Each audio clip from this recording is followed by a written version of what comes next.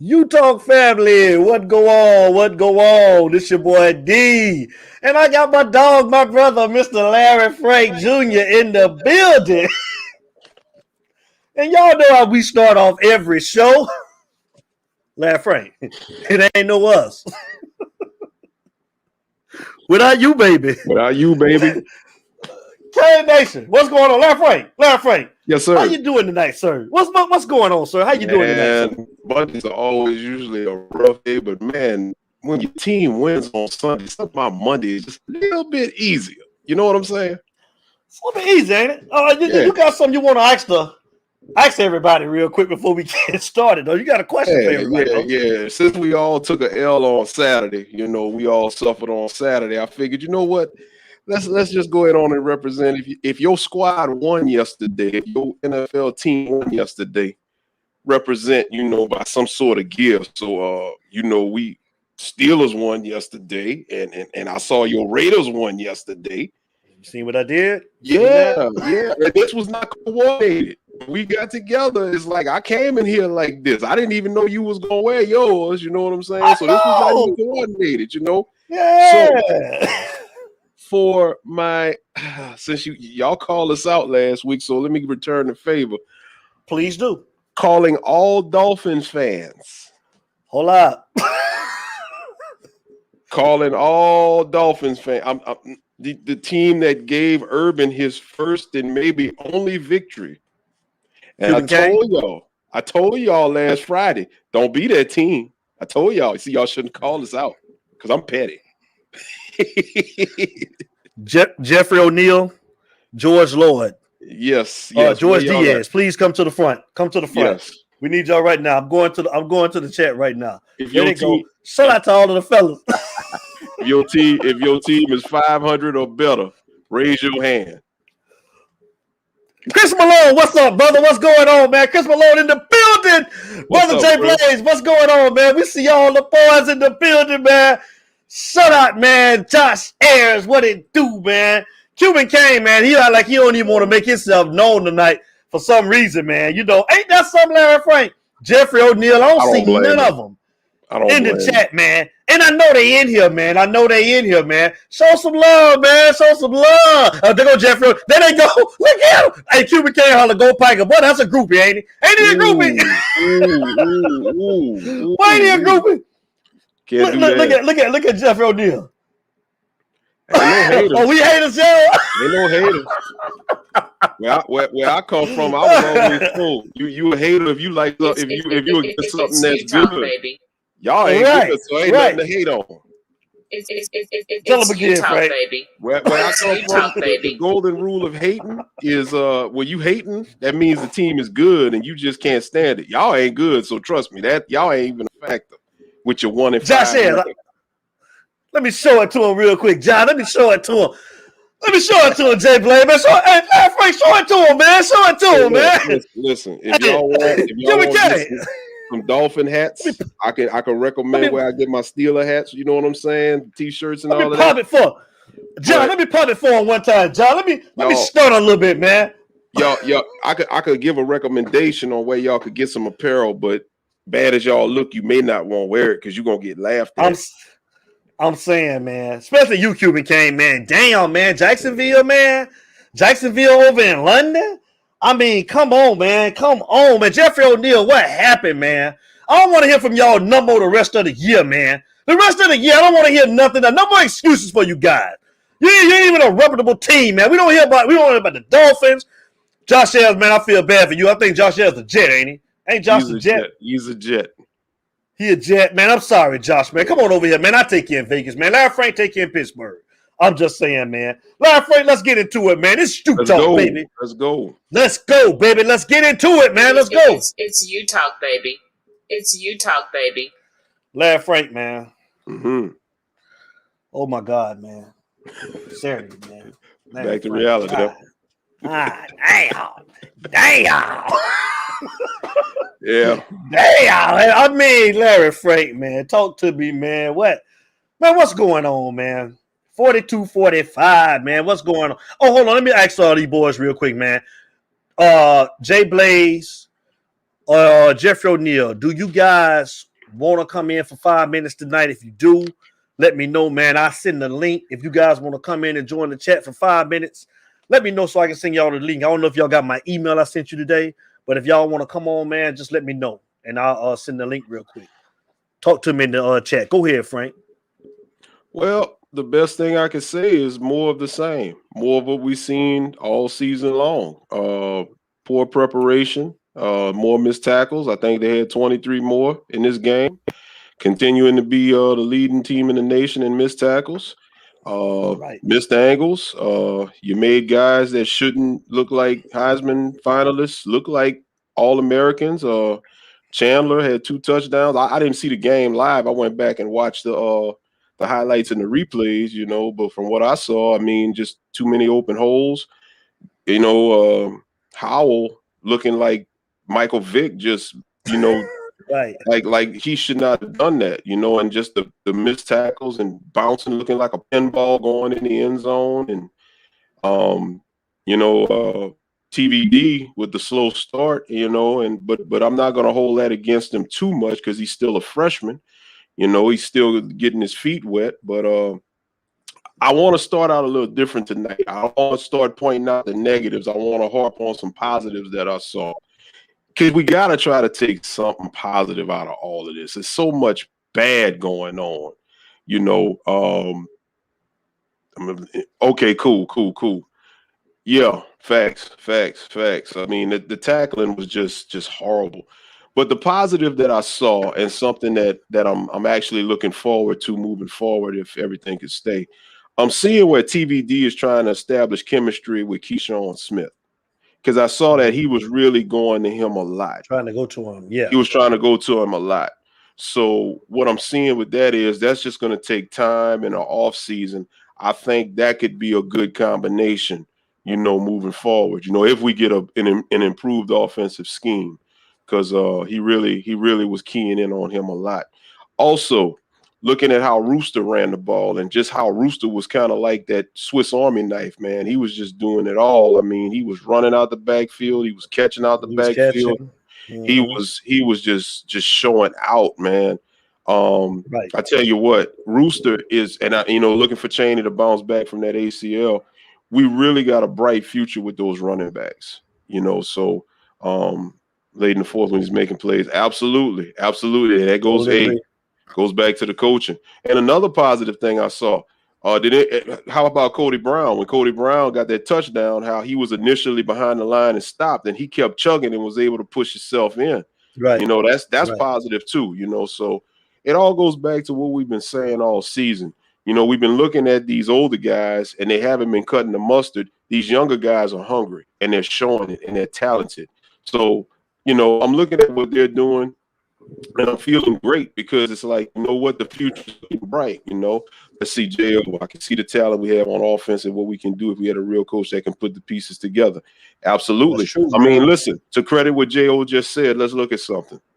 Right now, we're 2-4. If you had good coaching, we would be 5-1 right now. Mm-hmm. We would be 5-1. Everything went downhill when Mallory dropped that touchdown pass. Brother Blaze, yeah. Larry Frank told me about that. I didn't even see it until Larry Frank told me about that. Yeah.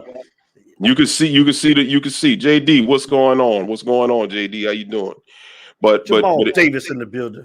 Everything started to go downhill when Mallory dropped that touchdown pass against Michigan State. Because I do believe if he hauls in that touchdown pass, they're playing from a bigger deficit, and I think we can, find a way to grind that game out and win that game. But allowing them to stay close and kind of get their momentum going, that's what hurt. And then obviously going back to what happened in Virginia, we should have won that game. And very well, we should have won the other day. So you got a 2-4 team by virtue of the record. But I'm seeing talent from the young guns that, if coached right, is looking at 5-1, which is what we thought they should have been this year. So, hey, man, another thing, Cam is out for the season. So, like I say, man, you never want to celebrate injuries, because, hey, man, good luck to him moving forward. Hopefully he can, rehab and have some good days ahead of him after the injury. But just like with King, it's almost like I hate to say it like this. I don't want to sound rude, but it's almost like what Manny won't do, the football guys are doing. They're telling you, look, Yeah. you got these young guns up in here. You need to play them. You don't want to lean on them. You want to stick with these guys that's about to be out of here. That's really not going to serve you no purpose beyond this season, going into next season, I should say. And you have all this talent that's riding the pine, and you only putting them in sparingly. And then you got a lot of talent that you're not even utilizing. You see, I mean, Keontra Smith, he comes back from his injury, looking good. Playing pretty solid.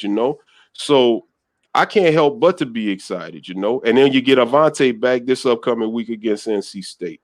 So that's another young gun you're gonna see. Yeah, man. Yeah. Oh, yes, Brother Jay. Good pointing that out.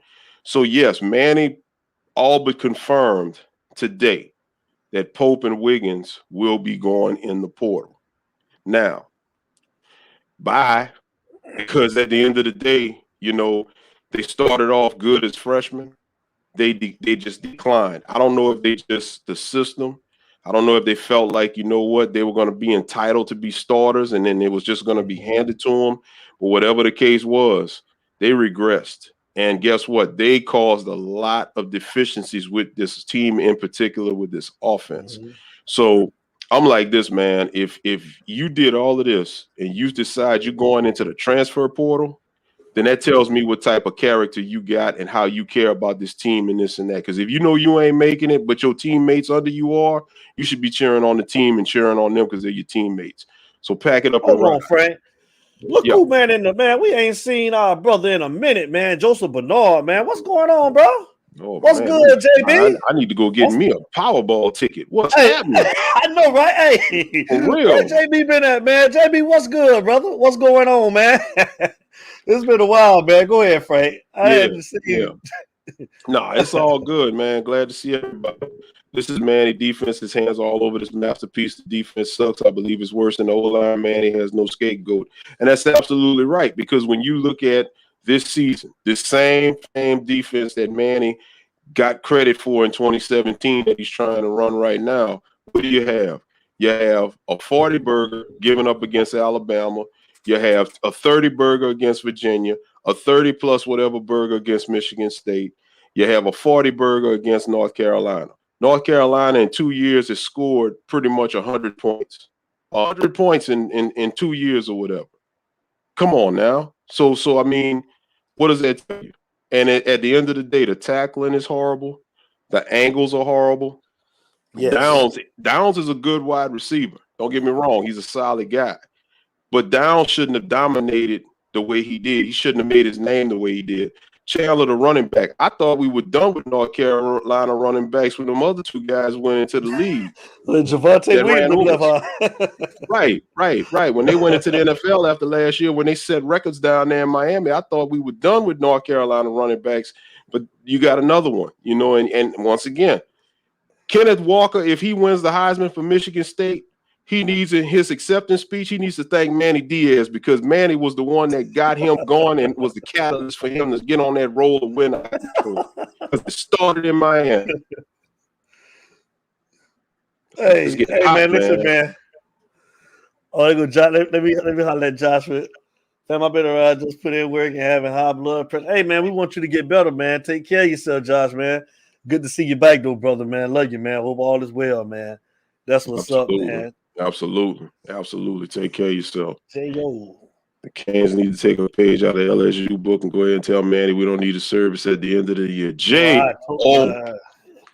Man, it's hard. It's hard, J.O., because I'm feeling you, but Larry Frank made a good point on that on Friday. We just can't right now, man. We can't do it just yet. Not right now, J.O. You can't. Since it came up, it's the hot button topic. So let's go ahead on and just kind of address it. LSU has basically one-upped you by doing it. By LSU deciding, and here's the thing, the manner in which they did it, because it was a separation agreement. Who in their right mind is gonna agree to get fired and still coach the team until season's end. I'm talking about like in the midseason. Now it might come down with 2 or 3 games left. I'm talking about a half a year that we got left. He's still got to go through Ole Miss this weekend, Alabama in a couple of weeks, Arkansas, Texas A&M. That's a gauntlet. I'm sorry. If I'm getting $17 million in a buyout and you telling me I'm done at season's end or you don't want me, guess what? We ain't doing a season's end. You go ahead and get an interim. I'm out. I'm done. But here's the thing. By them doing what they're doing, as we said the other day, USC already did this early. So now you got 2 high-profile universities right here with a lot of money that goes to the football program. I know on Coach Hayes' show, Alonzo Highsmith and Mr. Bratton, they detailed that Miami has the money, which they do. But it's just that the distribution of the money, I don't think, is going to be comparable to the football program like these other universities are doing. Because I could tell you down here in Louisiana, football is life. And LSU football is life down here. So the names are already being rolled out. And a lot of the guys that people want at Miami, LSU's already done put the word out. They're already going to talk to Lane. Lane's already on the list. Cristobal is on the list. Some people are talking about James Franklin. He's on the list. All your big name guys that are established are already on the target list for LSU, many of whom are going to be on USC's target list. I agree, major moves. I've been telling everybody when I seen we've been seeing all of that dumb stuff on Facebook, man. That's a bad idea, man. That's stupid, man. Let me go ahead and educate for those who may not know. Many of y'all do, but I'm down here. Let me tell you about some of the things that Ed Orgeron has done that you don't know. But if you Google it, if you look into the Louisiana things, you will see it. I'm not going to even touch upon the football stuff, the loss to Troy at homecoming. All he had in 2019 was a magical team that was put together, first-round receivers, first-round talent. Randy Moss's son, Thaddeus, was the tight end. You got the offense brought in by Joe Brady from the Saints, and you got a generational quarterback in Joe Burrow. Of course you win a national championship. Take 2019 out of the equation, and what do you have? A homecoming loss to Troy University in 2017. You got losses to Mizzou, Mississippi State last year. You lost to UCLA this year. You lost to a mediocre Auburn team. Ed Orgeron is 9-8 since the national championship game. Ed Orgeron was fired from Ole Miss, and he wasn't retained at USC. Ed Orgeron is not a good head coach. I don't care what anybody says. If people say, oh, he's a great recruiter, no, he is not a great recruiter. He's an okay recruiter. Down here, LSU is the only Power 5 school in the state of Louisiana. The school recruits itself because the best of the best down here grow up wanting to be Tigers. That was established by Nick Saban and continued by Les Miles, not Ed Orgeron. Now, let's talk about the off-the-field stuff. Ed Orgeron, the thing that really pushed him over the edge as it's being perceived, at a gas station, he flirted with a married woman and asked her to get together. The married woman happened to be married to an LSU official, and she was pregnant. She told him what was going on. You know what his response was? So what? It doesn't matter. LSU with social justice did not want to support the players last year when they were the social justice movement. Ed Orgeron is just not that. He a report, yes. That gets on my nerve. Go Tiger. That gets on my nerve. When I hear him, go Tiger, go Tiger, go Tiger. It gets on my nerves. When the water boy came out, I hate that because Ed Orgeron literally has people thinking that Louisiana people do that. Look, when you talk to 504 Bull, we do not act like that. I hate that. I hate that. Joseph, I'll tell you in a second. Let me finish with the old stuff. So getting back to the stuff. Okay. So we talked about the gas station incident. Another report came out. Ed Orgeron had his girlfriends, his side pieces, whatever you want to call it, at practice with kids while they were practicing. These kids were out here while they were running drills.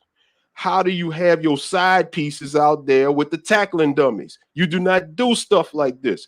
Ed Orgeron is a party animal. He's out here running around. He's jogging with no shirt on.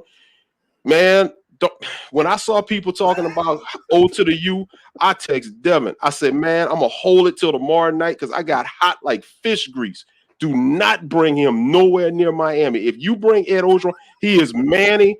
He's a South Lafourche Cajun Bayou Manny that you can't understand. Do not bring that fisherman down here. Larry Frank says no. It's Utah, baby. Hey, man, shout out to Samuel Kennedy. What's up, SK? I see you in the building. What's going on, man? I'm with Larry Frank. I'm with Larry Frank on that as well, man. Larry Frank, talk to us, man. You already know who I would like to see as our next coach. Well, one of my potential coaches, you know, Hugh Freeze, who you want to see possibly as Miami's next head coach if we get rid of Manny Diaz. My number 1 is Billy Napier. My number 2 is Jamie Chadwell. You don't think Billy going to LSU? Well, considering, you got to look at who's all out there. See, the thing about it is LSU. Okay, Joe's from Louisiana. Cool. We're gonna talk, Joe. We're gonna talk. LSU has the money and the resources. The only way that I thought Billy would go, and I still think it's a good chance that Billy does get the head coaching job because Billy is holding out for that job.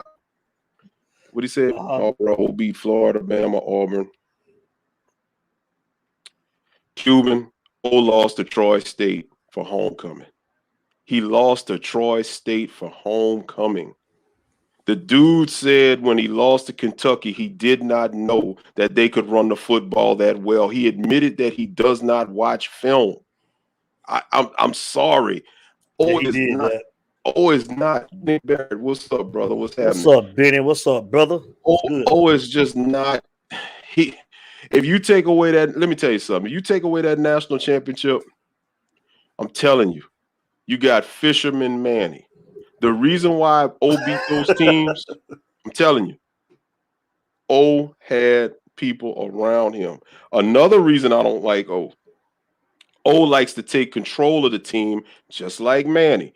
When they had Matt Canada running the offensive coordinator, Matt Canada wound up having to get a buyout.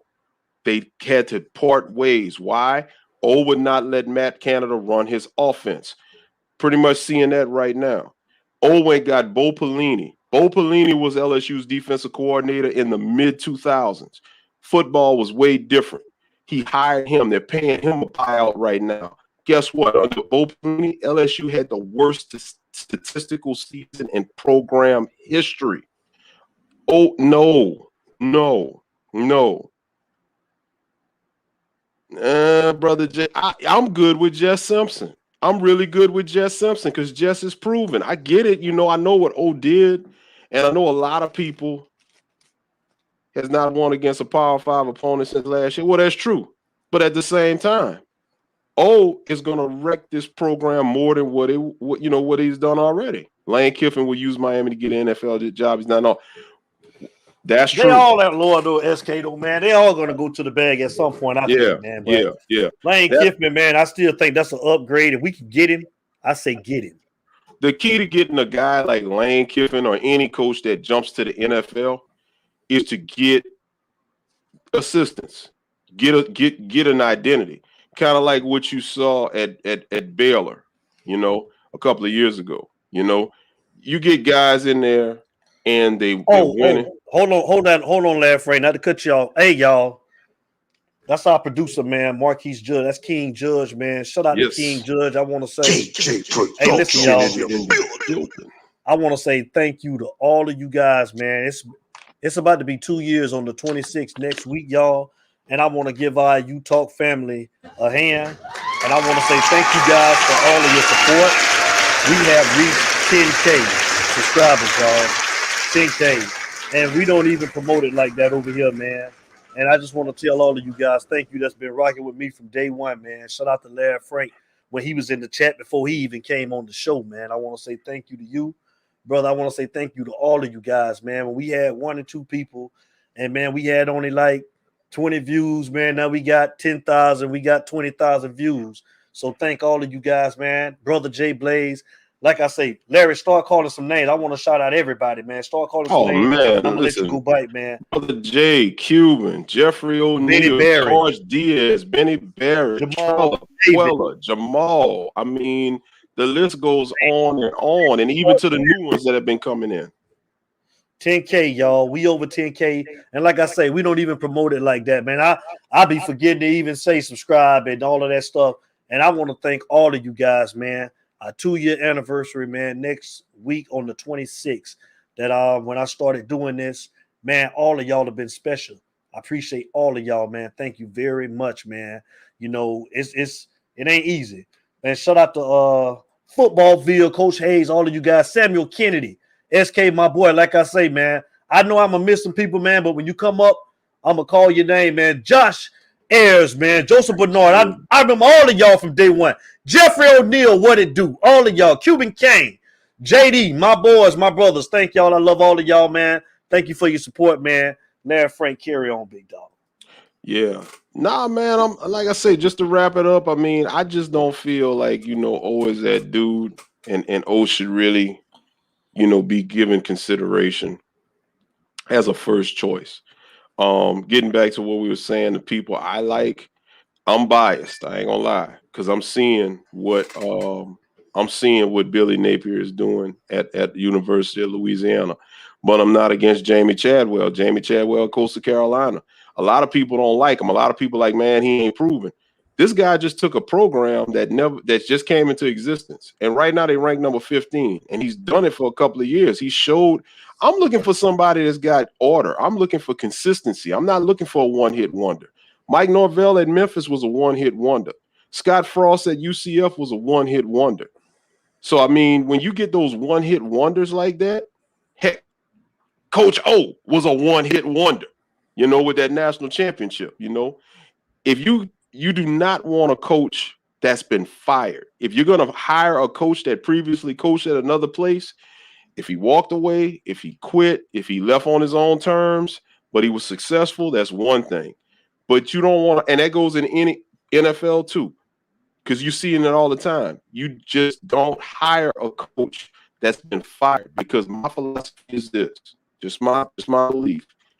If he wasn't good enough to keep his job where he was, and if he wasn't good enough to be retained, why hire him? Ooh. Oh, you hater, man. That's you, Devin. That's you. Yeah, you're a Cuban K to hater. Hey, look here. I forgot some people too, man. Let me shout out, man, some of our former Canes that has come on and support the show as well, man. Melvin Brad, man. I humbly thank you, man. Hold on real quick, JD. I'm gonna bring you in. Hold on real quick.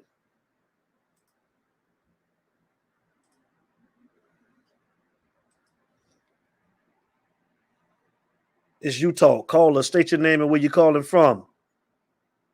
Jamal Davis, Avon Park, Florida. All right, hold that thought real quick, Jamal. Let me thank some people real quick, man. Melvin Brad, man, thank you so much, brother, man. I love you to death, man. You know, big bro, you already know what it is, man. Lamar Thomas, thank you, Kenny Kelly, LaVar Scott, Dexter Ziegler, Philip Buchanan, Jamal Green, Leon Searcy. Thank all of you guys, man. I appreciate all of y'all, man, for the love, man. We appreciate y'all from the bottom of my heart, man. Thank you guys, man. Y'all done showed love before, man. I appreciate you guys. You know, y'all down to earth. You respond, man. You talk.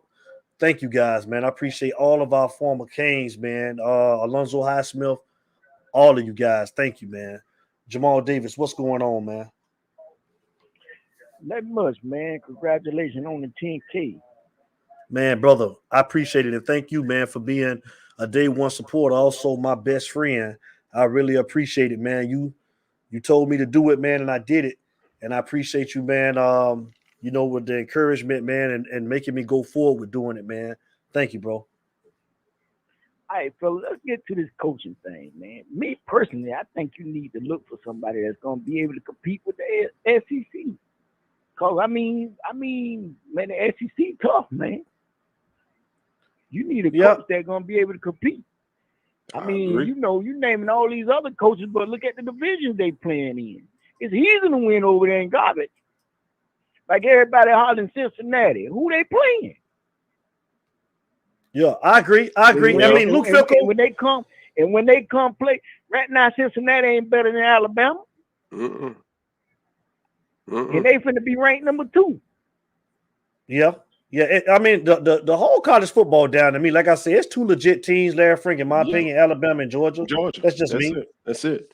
You know what I'm saying? You got a bunch of teams playing for 2 playoff spots, but the other 2 playoff spots they're playing for, they're just playing to get slaughtered. So this national championship game is going to be a rematch. You're going to get to see two installments in the SEC championship and then a rematch in the national championship. Kimberly Barrett, man, thank you, baby. Hold on, Jamal. Hold on real quick, Jamal. I appreciate it, Kimberly, man. Kimberly Barrett, man, thank you for the happy 10K, man. I love you, girl. That's my sister, man. Kimberly Barrett, what it do? Go ahead, Jamal. I'm sorry. Yeah, I'm like, I mean, right now, man, the best thing going, the SEC beating up on each other. That's what's going to make everybody else come in now. Well, because I mean, basically, I mean, Alabama got Georgia, probably in the SEC title game. And I mean, if Alabama win, they in. If Georgia win, they in. But I mean, do you keep out a 2-loss Alabama? No. Out of all what's out there. But what I'm saying is, you got to look for a coach that can compete with the SEC.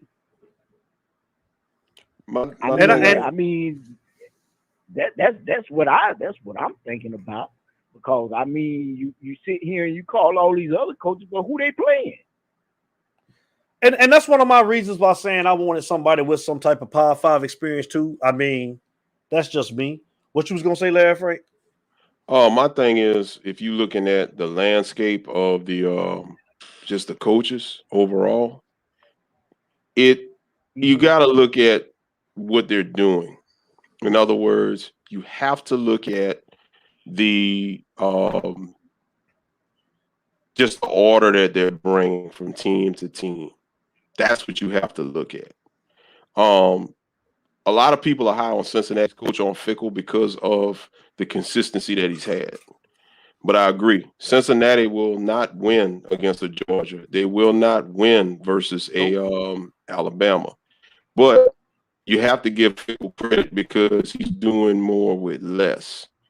And Fickell is basically doing it from the aspect of his Ohio State pedigree. Fickell, in my opinion, is waiting for Ohio State. That's just my humble opinion. I don't think Fickell is going to take a job anywhere else. This dude, man, Josh is something else. Josh stupid. I don't see him taking a job anywhere else. So I'm just trying to, I'm like looking at him like he's gonna be there, but what he's doing is he's setting himself up for Ohio State. So that's what I'm thinking. I mean, first of all, you're gonna need a coach that can coach football. I mean, throughout the whole game of football, I'm watching the pros yesterday, and even some of the pros don't understand football. A man going in motion, the man start running with him, and the man go right out in the flat. He the one catch the ball for the touchdown. I'm like, man, what's going on? You still got to run with the comments. I mean, football knowledge.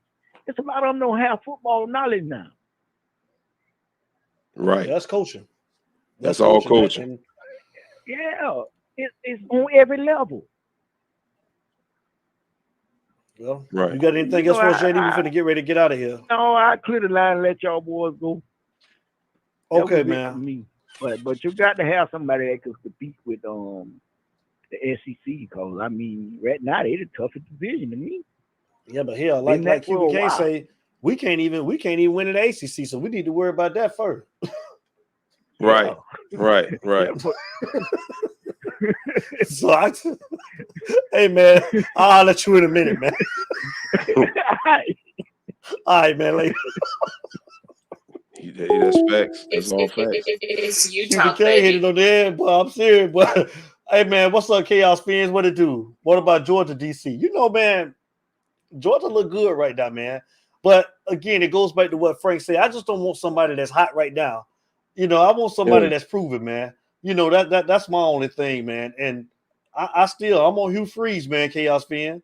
I'm on Hugh Freeze, but anybody but Manny at this point, man, because we need a stimulus, man. We need a shot, man. We need some form of life, man. Like right now, Larry Frank. I We gotta told you, stand up, I man. told y'all before, man. Before Manny, I'll take that suicidal cat because he survived hanging out the rafters. And like I say, man, he man, look, he brought a fight like nobody else on the staff with Manny could do right now, man. That suicidal cat, the way he hung and he survived, man. That suicidal cat show wouldn't have us at 2-4 right now. I can tell you right now, man, we'll be at least 500 with that suicidal cat.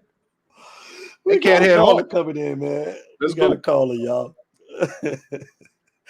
This you talk, man. Call a state your name when you It's call you it talk, from. baby. This Jay Blaze. You calling real Brother quick. Jay. They yields. What's going on, man? Blessings to your family, Larry, man. Thank you. I'm going through something like that, man. Praying for you. Prayers to you. Prayers to you. Hey, I'm up in this kitchen teaching my son. Love your mother. Love your I mom. know I put it out there, them biscuits, man. Yeah, I messed the biscuits up. Hey, man. Man, it's so much to touch on. Man, Manny Diaz, man. Manny Diaz. He constantly being in the spotlight, but not really doing his job, man. I don't understand him. I mean, his interviews, there's a lot of things that he's saying. It's just emotional, man. A leader just don't act like that. I mean, Facts. I mean, he about to break down crying. You know what I'm saying? Facts. Yeah, they got Right. him pictures on the field by itself. I mean, it's just floating around, and you know, I mean, come on. So It's bad. I mean, hey, what you think about? Like Zoe told me. What you think about Gino, Alonzo Highsmith, and Ed Reed up in administration? Yeah, it's like MB was me and MB was talking about that, man. Melvin Brad, man. Shout out to Melvin Brad, man. Like, you know, if you're talking about Gino as what the athletic director and him and Highsmith as the athletic director, is that what you're saying? Or because Franks ain't going nowhere as the president. Somebody over football operations, and maybe not the athletic director, somebody over football operations. I mean, I don't think that'd be a bad look, man. Like side. See, you want somebody like he was saying, Highsmith. You want Highsmith being directly, you know, linked to the football program versus being the athletic director. And I think he made a good point by that as far as Gino, you know, overseeing the whole athletic department, but letting Alonzo Highsmith, you know, be involved directly with the football program. We need somebody that's over the football program that knows football, bro. That's what I think the problem is right now. What's going on with the athletic director as far as Blake James? Put Alonzo Highsmith over the football program and then let Gino oversee everything else. What's your thoughts on that, Frank? I agree. I mean, look, Alonzo, the coach would have to answer directly to Alonzo. Mm-hmm. In my opinion, that's why when they went to get that position that they gave to Ed Reed, remember Alonzo was initially up for that position and they wouldn't do it. Right. Because you know, with everything that didn't happen in the last 2.5 years, man, they don't want to see Alonzo one-on-one behind closed doors. He don't want that smoke. Right. What you think, Jay Blaze? You think that'd be a good look? too. I agree. Yeah. I think it's an excellent thing, man. No matter what we do, I want us to be successful. That's the only thing. I want us to get it right. Winning football games is the bottom line. Winning and being consistent at it. You know what I'm saying? We need to get back to where we was. I mean, we got to win, man. I want to win. I want us to win. I want us to be where we supposed to be. And that's just the bottom line. no matter what they come up Cuban with. Kane just made a good point. Hold on real quick, Blaze. Hold on. You need an AD that goes to these budget meetings and demand a bigger allocation to sports for them fights. That's and that goes back to what you were saying, Larry Frank, as far as investing in a good coach, man. Like if we got the money, let's put it toward the to getting a good coach, man. Right. Let's spend it with the football program, man. Right. Yeah. Right. Yeah. Right. Someone that's proven. You got to be somebody that's proven. See, I think the problem when we went with Manny Diaz, we looked at him. He was from Miami and he had passion for Miami, but he wasn't proven. He hadn't even got his feet wet yet. So Frank said that. Problem. We don't need nobody that started from scratch. We need somebody that's proven, a leader that knows what he's doing. Now that I look back at it, Brother Jay, not to cut you off, Brother Josh, Jay, Gino Toretto. Not that I look back at it, the red flag should have been that he couldn't get into Miami. He was actually at Florida State. That now that I look at it, like he's from, I guess you could say, well, he's a Miami guy because he's from Miami, but he ain't Miami. You know what I'm saying? He ain't Hurricane. He was a fan. He graduated from Florida State, didn't he? Exactly. He that's what I'm saying. So he's definitely political. He's taking his father as being the mayor. Yes. He's definitely following down his footsteps. Yes. And that is the downfall. As we see in the real world, we've been watching politics, not to get on that subject, but just general statement. We watch how politics has just led people astray for centuries. And on the football side, the same principles apply. The politics, and look where we at. Just like what I said the other night when we were talking. Manny Sr., right. OB is gone. Manny Jr., look at the state of Miami football right now. Politics. That would be a bad. For you. I got a question for both of y'all. Okay, once we get this person, how long do you think it would take for us to get back into that national championship? Because that's the ultimate goal, national championship status. That's a good question. You want me to go first, Frank, or you want to go? I'll take it. I'll take it right quick. I don't think it'll take too long because now I'm not saying that you will win anything, but just to get there, I don't think it will be long because if you look at the ACC as a whole right now, the entire ACC took a step back, as we see. When you got Pitt and Wake Forest as your two front-running dogs and NC State as your front-running dogs, that should tell you the opportunity is there. So you're not that far behind. Exactly. We got the roster, and if we can just get back on track with recruiting, we can bolster that roster to be able to compete. So we're right there in recruiting. So it wouldn't take long to do that. So I would say the key to that would be there's no reason why Miami shouldn't win the Coastal. To me, yeah, North Carolina's had our number, but you can't tell me North Carolina got more talent than Miami. They don't. Duke ain't got more talent. Right. Pitt ain't got more talent. Virginia Tech ain't got no talent. Georgia Tech ain't got no talent. So if you get the right coach in here that can utilize the talent that we got, all you really want to do is let's win the Coastal. And if you win the Coastal and you ain't seeing Clemson, and even if you do, I don't think Clemson is what it was. And then right now there's a lot of rumors that Dabo might be jumping ship. LSU, they've also Dabo is on that short list. So, and then also he's had the NFL rumors, and that's going to continue. So with all that being said, Miami, I think within 2 to 3 years of getting the right coach, if you win that ACC, you're in that playoff picture. Because remember, college football wants Miami to be back. The problem is we just haven't held up our end of the bargain. Us and USC, they waiting. They've been waiting. And to piggyback on what he said, man, I mean, I'm right there with him as far as like we right there. You guys see, we got talent, and the thing is, man, like you say, if you can just bring somebody in that knows X's and O's and that can coach, we just need a coach. That's it. And you know, if they can come in and they can just continue to do good in recruiting, I mean, I think that I'm like Samuel Kenny. I think he said at least 3 years, and I mean, I'm being nice. I just think we need a coach. You need a coach. I would say possibly 2 years. So. Within a 2 to 3 year window, right?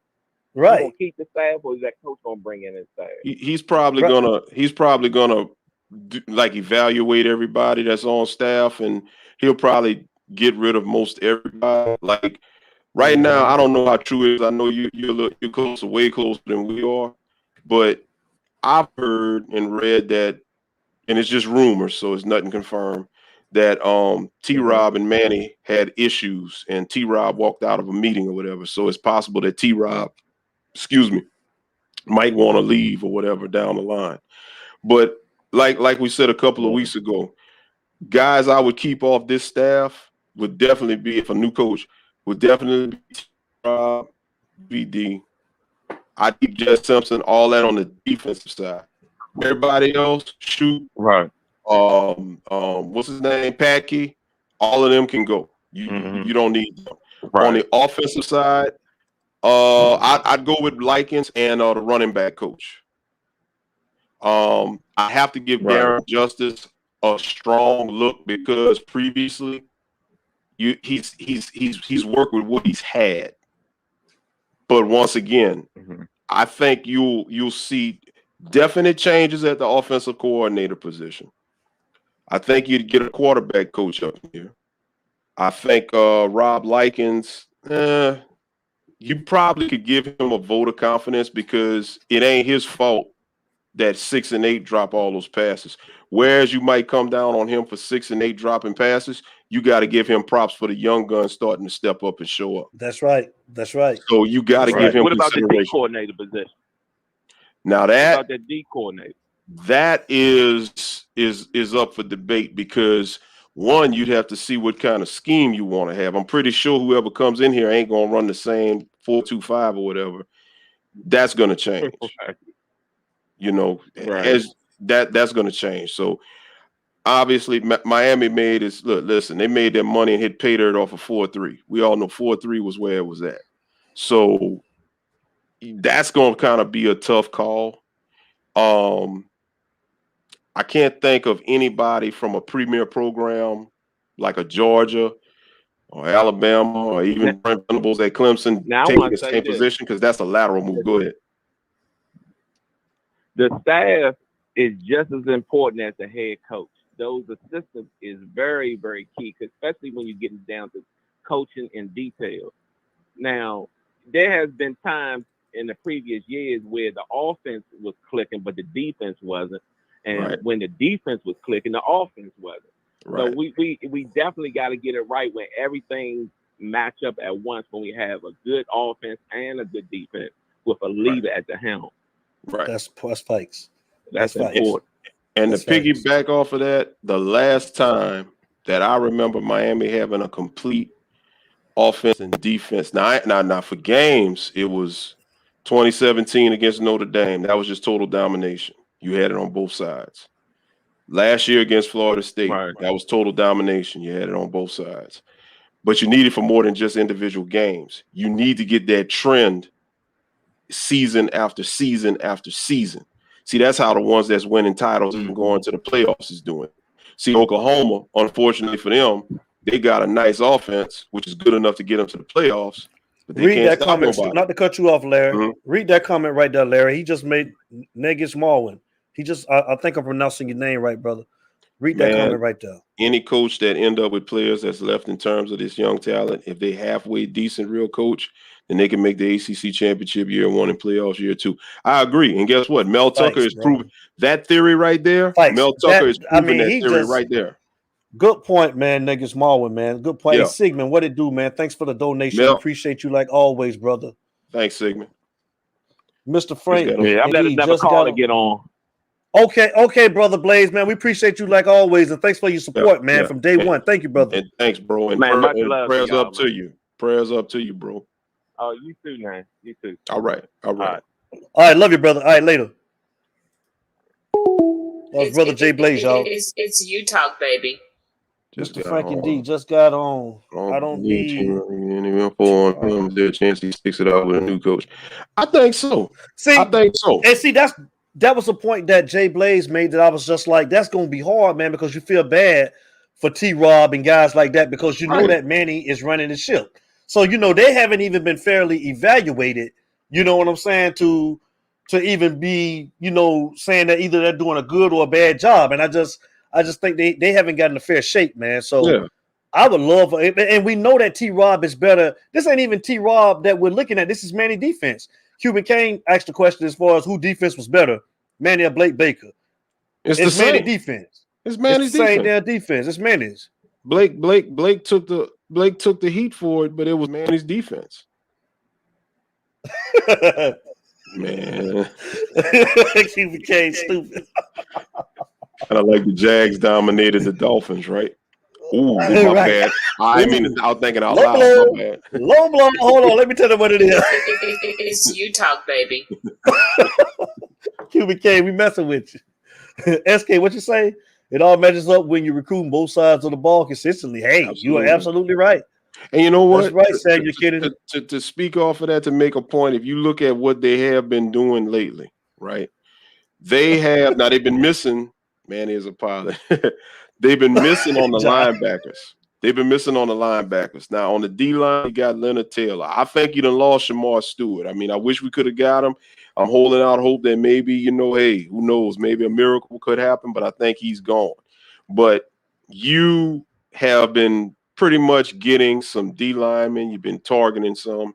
And obviously, the DBs you've been able to do. So on the defensive side, you've been doing it. Just been missing out on the linebackers. You got to be able to get some linebackers.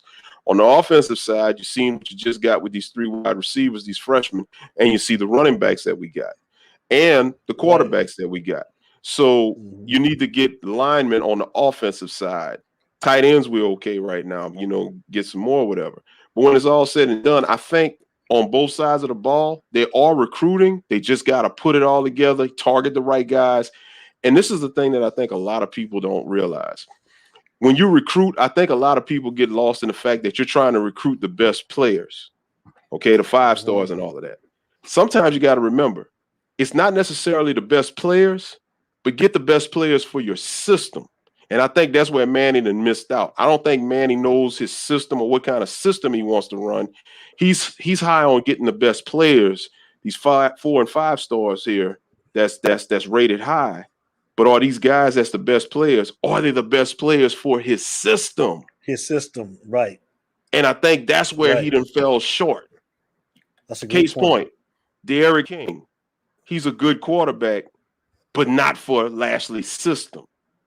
You see what I'm saying? So that's what I think Miami, where everybody else is having success, they've got guys to fit their system, the ones that's been having success. Miami's been getting top-notch guys, but a lot of them don't fit that system. Josh, serious question. If Miami loses big either to NC State, Pitt, or both teams, does Miami cut ties with Manny immediately or ride it out to the end of the season? I still think they ride it out, Josh, because in order to cut ties, like Frank was saying, man, you got to have a coach already in play, or you got to know who your next coach going to be, man. I mean, I'm with you. I kind of just want him to go ahead and get rid of him. I mean, I guess you can make Rhett Lashley the interim coach, but I just think that they got to have somebody in the wings, man, ready to take over, man. They got to know what we're going to have next year, bro. That's just my opinion. Your thoughts, Larry Frank? I think, look, in theory, you would probably want to keep him till the end of the season, but I think they'll can him. They'll can him whenever it happens, because the rumblings that was out was that he was going to get fired yesterday. Could have been today, so it'll happen. Look at your homeboy, man. He said you'd be his last text was, you beat a depleted Seahawks team. You want to say something to him before I take this down? We're talking to Cuban Kane, y'all. The biggest hater in the chat, man. Still our brother, but he's a Dolphins fan. He's a little tight right now, man, because I think they were 1-4, something like that. 1-4, 1-8, something like that. What they are? We beat a depleted Seahawks team, but you just let the Jags snap a 20-game losing streak with a garbage squad. That's all I'm gonna say. Hold on, let me hear you. It's you talk, baby. You can't come back from that, Cuban. You can't come back from that, Cuban.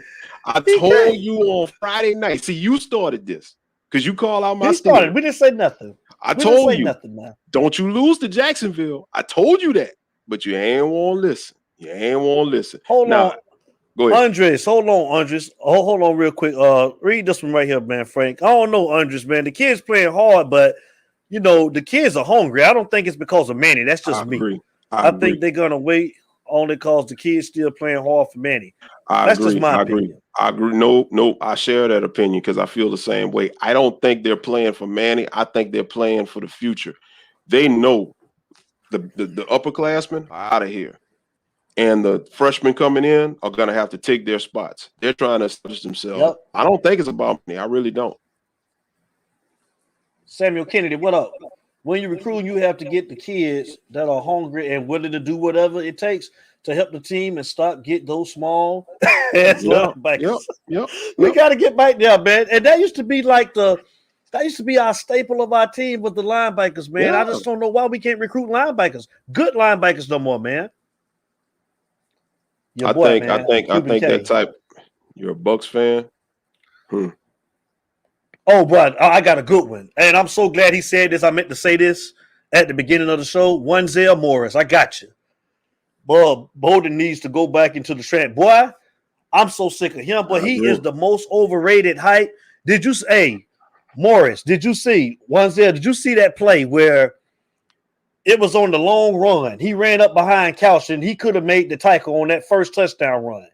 And did you see Hall on that when Sam Howell came? It's like he just put his head down, man, and stuck his shoulder. I mean, man, Bubba Bolden is just terrible, man. I totally agree. I meant to say that at the beginning. I'm glad he said that, man. Agree with you 100%, man. I want to see more of Kinchins. Yeah. Play Kinchins or either play the other one, Clark, man. Shout out to Troy Woodard. What it do? That's my cousin. Lakeland, Florida in the house. What up, Troy? What it do? Joseph Bernard. Bubba playing not to get hurt. I totally agree, but I'm like, damn, I don't even see the NFL potential. I mean, that's just me. He got the size. He haven't showed me much. Practice squad player, if that. He ain't getting drafted. Practice squad player, if that. Christian Kane just made a point. Christian Kane, I totally agree. He checked that out for real. Seriously, man. He looked like he don't even want to be on the field, and they still putting, like I say, give Clark and give Kinchin some burn, man. Let them play. Let you playing all of the rest of the young guys, man. Yeah, that's why I'm looking forward to Avante coming back, because I think Avante is about to make a difference, in my opinion. Dude has no heart, bro. You got to play for you and your team. That's right. Absolutely. That's right, Andres. That's true. 100%. Yeah. I mean, I'm done with Bubba. I'm like, look, man, just finish these last 6 games, and hey, man, thanks for your services, and ride out. Right. Anybody else, man? You guys can call in, man. We're gonna take a couple more calls, man. Telephone number 404-462-0477, man. You on You Talk tonight, man. It's a Monday night, man. It's You Talk, baby. We recapping the Miami versus North Carolina game, 42-45. And Joseph Bernard, you're right. The young kids are hungry. We got a caller coming in. It's You Talk. It's You Talk, baby. Caller, state your name and where you're calling from. Yeah, I'm having connection issues on Sunday, so my apologies about things that happen on Sunday. And I think we have a miscommunication here. I told you guys I'm a Buccaneers fan. I'm a Bucs fan. He was a Charger fan last week. There you go. I'm a Charger fan. But Josh Ayers, do you hear this, Josh Ayers? QB, look at the real. You look at this. Show him your shirt, Larry Frank. Don't let him get off it. Show him your shirt, man. Pop it one time, man. We got our win yesterday. The headwear too. Well, talk to a QB. No, I want to talk about yesterday's game. We need 22 players of number 0 on the squad. James Williams. Every time. He made mistakes, but he made mistakes with aggression. He made stupid things. He missed that tackle against the quarterback from UNC. But man, that man plays with a lot of heart. I don't care if he runs at 100 miles per hour. Yes, he might get some penalties here and there, but that man is always running and going at 100%. Some of these other players are just going through the motion. It's like if you had a team full of James Williams, this team will be undefeated. It's you know, it's just sad how these coaches disappoint these players. Like these kids had the opportunity to go to, you know, like Mark Pope had the opportunity to go to Bama, Auburn, LSU, whomever, right? Same thing with James Williams, Leonard Taylor, Garcia. You know, all these players had the opportunity to go to other programs, but you have Manny out here just playing around, man. It's like, why the hell you ain't play James Williams from the beginning of the season? Why ain't play Cam Kitts from the beginning of the season? Leonard, every time Leonard Taylor goes in there, some good happens. Some good happens. You know, something good happens, and it's like, he's getting better every time he gets in there. He's getting better each time. He sure is. Well, this still started.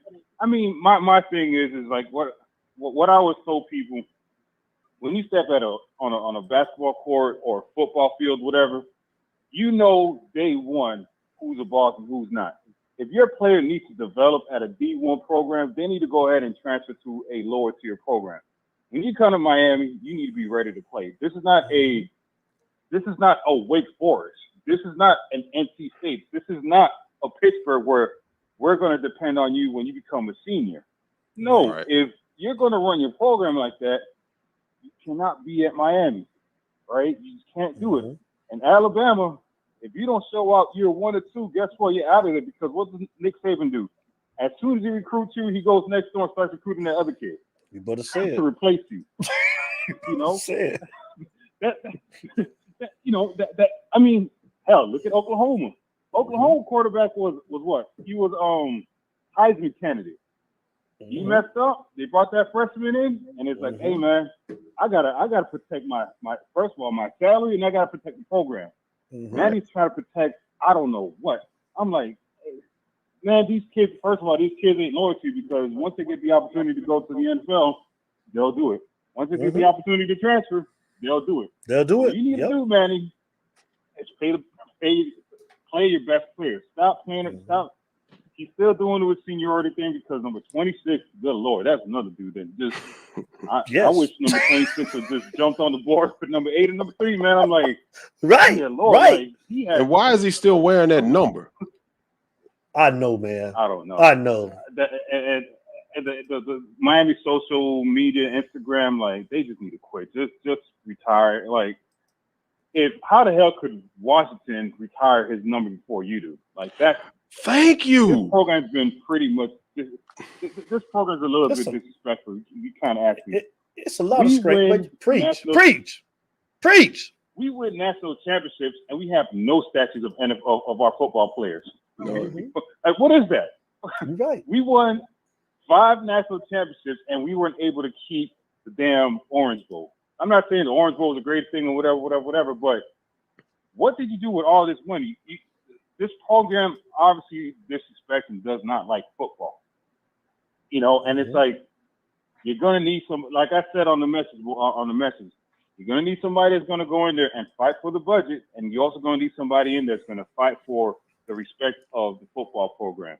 You know, to me, to not have any statues up for any football player, we won Heisman, Biletnikoff, Lombardi trophies, every type of trophy, and we have 0 statues on campus, and we can't have one on the stadium because that's not our stadium.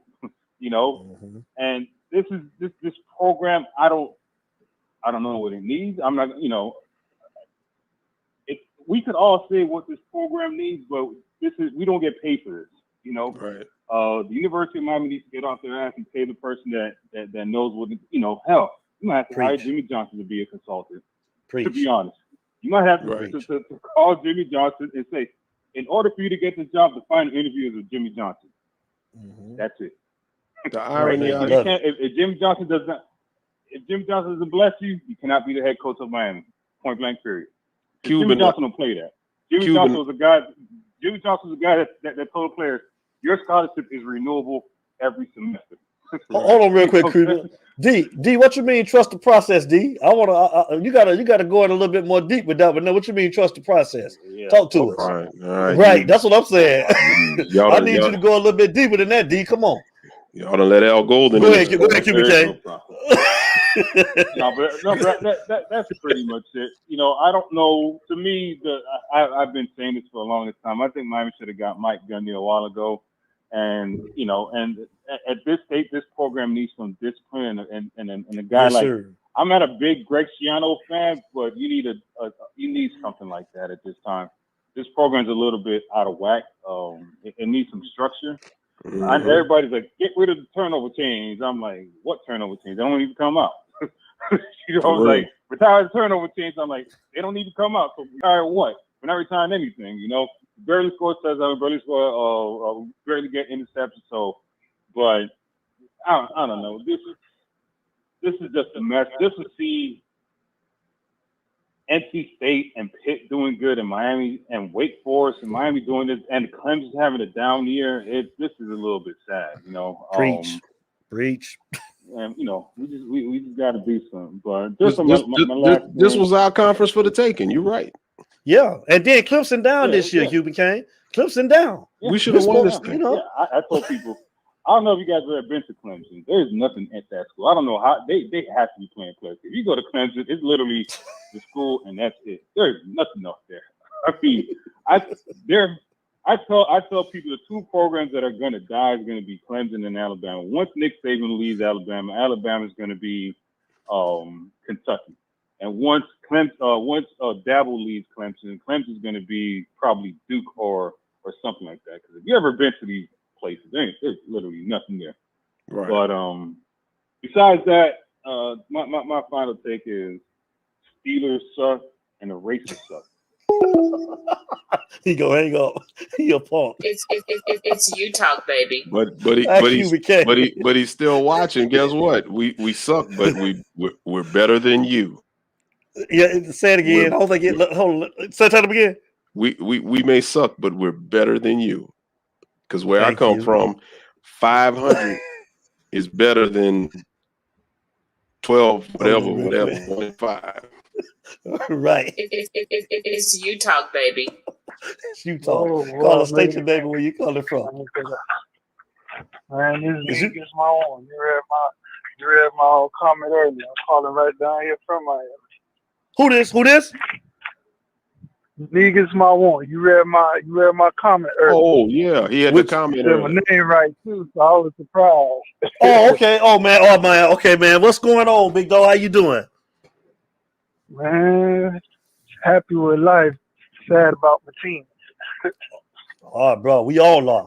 Talk to us. Man, I mean, I've been reading a lot of comments and I've been seeing everything that's been going on. And I think a lot of folks, they got their reasons to be mad, but a lot of things, they got to also kind of look at it from a different side of things. The first thing we messed up with was Blake. You can't just sit here and blame Manny. Like I said in the comments, at the end of the day, Manny trash, don't get me wrong. But you can't blame somebody for giving up a job at Temple to go to Miami. If Miami call you, you're going to come for it, period. I don't care how garbage you is. And then on what Manny's system, it just ain't nothing to defend him. I just see things from both sides of the field after us having so many garbage coaches for so long. Manny's system looked good when he was with Mark Richt, but they forgot all them players actually had development because that was all folding in Dorito players. So they actually knew what to do. Jaquan Johnson and Sheldrick Redwine and all of them knew exactly where to be. So now you got Manny's system looking real good. That's why everybody was like, it might not look too bad. But what did Manny actually develop? We've seen Shaq, Pinckney, and Finley look good as freshmen. Manny got them and they regressed every year. Mm-hmm. So Manny don't actually train nothing. And my thing is, if the dude went to Temple, I think that's when he probably could have learned something. Because at first I was under the impression that he was going to finish what his daddy started after they tore down that OV. So I'm like, all right, they jacked this up. Now he going to come back and jack up the team on purpose. But after seeing that NC State game, dude really hurt. But he just in a bad position. He suck and all he know is politics because that's all his daddy ever taught him. In terms of the team, the next coach that get this, everybody talking about Mario, everybody talking about this stuff. Mario could do it. Mark Stoops could do it. I like Greg Schiano, but I just think he too old in terms of the jits. I do not want Lane Kiffin down here for nothing. I don't care how good his offense is. You don't want Lane? No, I like Lane. In terms of his offense, I love his offense. But Lane gonna fuck around, excuse my language. Lane gonna mess around. He gonna mess around and send us back to doggone the 90s where we're gonna be having all sorts of sanctions. I can't deal with another coach. You say Nevin. You say some more Nevin days, huh? I'm old enough to remember some of that junk. I'm like, man, we ain't got time for that. So I'm like, no. We can't go back to the old school Miami because but the thing that Manny did do, at the end of the day, the dude set up the next coach for the right thing. Because Manny don't know how to use his scheme yet. That's why going to Temple would have been the best place to learn what not to do and what to do, and he could have moved back up and went back to Miami.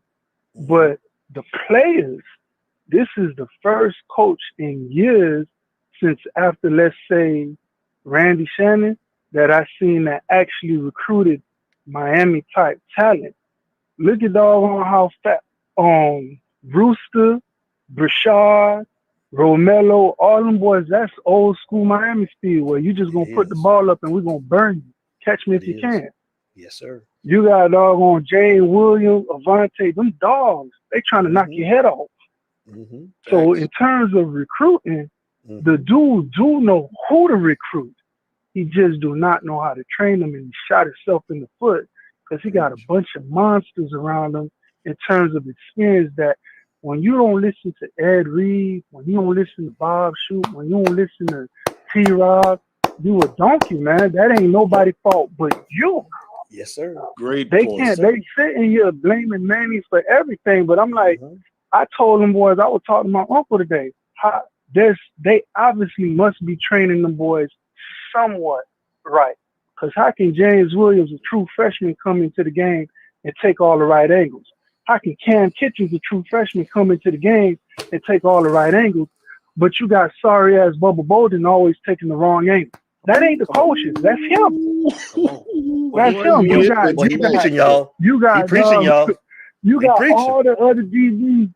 Gervin Hall take the wrong angles. Doggone, what's his name? I just lost his name. The other one.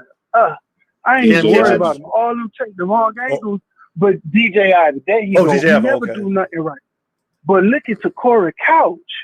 Where everybody like, well, Takori missed this. He's a freshman. He's supposed to make them damn mistakes. But he do everything right. He do better than doggone the seniors and the juniors. That don't make no sense that this little dude that just came out of high school know how to listen to the coaches and do it the right way. There you go. Come on now. Where they messing up, you don't let somebody like Sam Brooks sit on the side. Everybody like, he ain't hurt. The man is hurt. He back to normal now, and that's why he mad. Because he belong in there. And he absolutely right.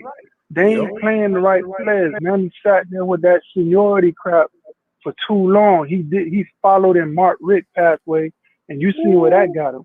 The biggest thing about all our coaches for the longest, the last decent coach we had, decent coach, I ain't saying he the best, the last decent coach we had was Coker. Everybody be like, well, what about Randy? Randy was the beginning of the stubbornness. Nobody wanted to admit that, junk, but Randy was the beginning of these stubborn, hard-headed ass coaches we got that don't want to doggone help the players be in a position to win. They more worried about themselves. There ain't no way that you should be trying to compete with a 17, 18-year-old. You a grown man. You at where you at to win now. So now you put this jit in a position to win.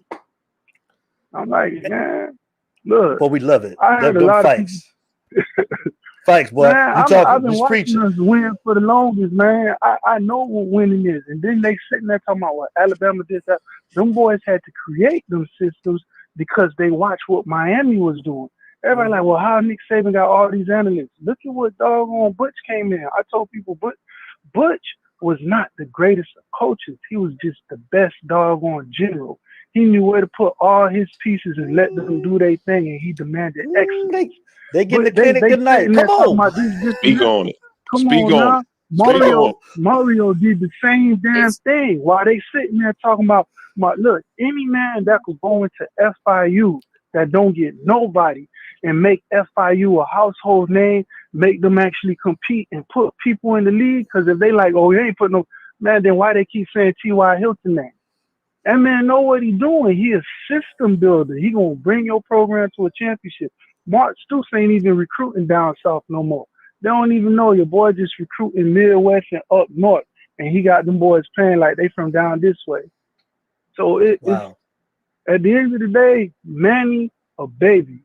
I think the little FSU alum really did want the crib to win, but he ended up at the wrong place, bad situation, and Blake set him up for failure. Blake should have been out a long time ago. He ain't nothing but Donna Shalala 2.0. I'm like, they got a lot of people that they can put in. When they talk about Geno, everybody always say Geno. And I had heard when Melvin said that, I agree with Geno, but a lot of people forgot about Dan Morgan. Dan Morgan actually did the same thing. We got a couple Hurricane players that's in high positions that could actually be an AD. You know what I'm saying? And I told him, if you don't even want to do an ex-Hurricane player, everybody like, I don't want no group of five. Look, it ain't about the group of five dude in terms of AD. I wouldn't take no group of five coach, but some of their ADs, like, look at App State. App State winning at damn near everything that they do. UCF AD, they winning at damn near everything they do. So it's some people in the business that know just how to win. Right. And I guarantee the App State AD had the kind of money Miami do, he gonna bring us a good coach. Because there's plenty out there. Billy Napier, all right.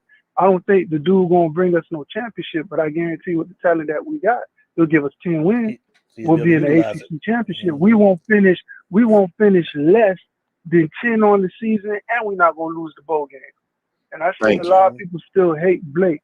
Like I told a lot of people, hey, look, boy, Blake Baker is actually a good damn coach, and he know how to develop. They be like, no, you don't. When we got our ass whooped by that Louisiana Tech team, they better remember that was Blake Baker that made that defense, and the best damn parts of that defense was them 3 linebackers that they said was going to make it in the league. So I'm like, we've been watching Manny scheme for the longest. It ain't nobody else. It's just a hard-headed, spoiled little jit that ain't never been told no. Now he going to have to face the ass whooping for the first time. Boy, y'all getting a lesson tonight. Y'all get the I've been watching my Hurricanes for a long time.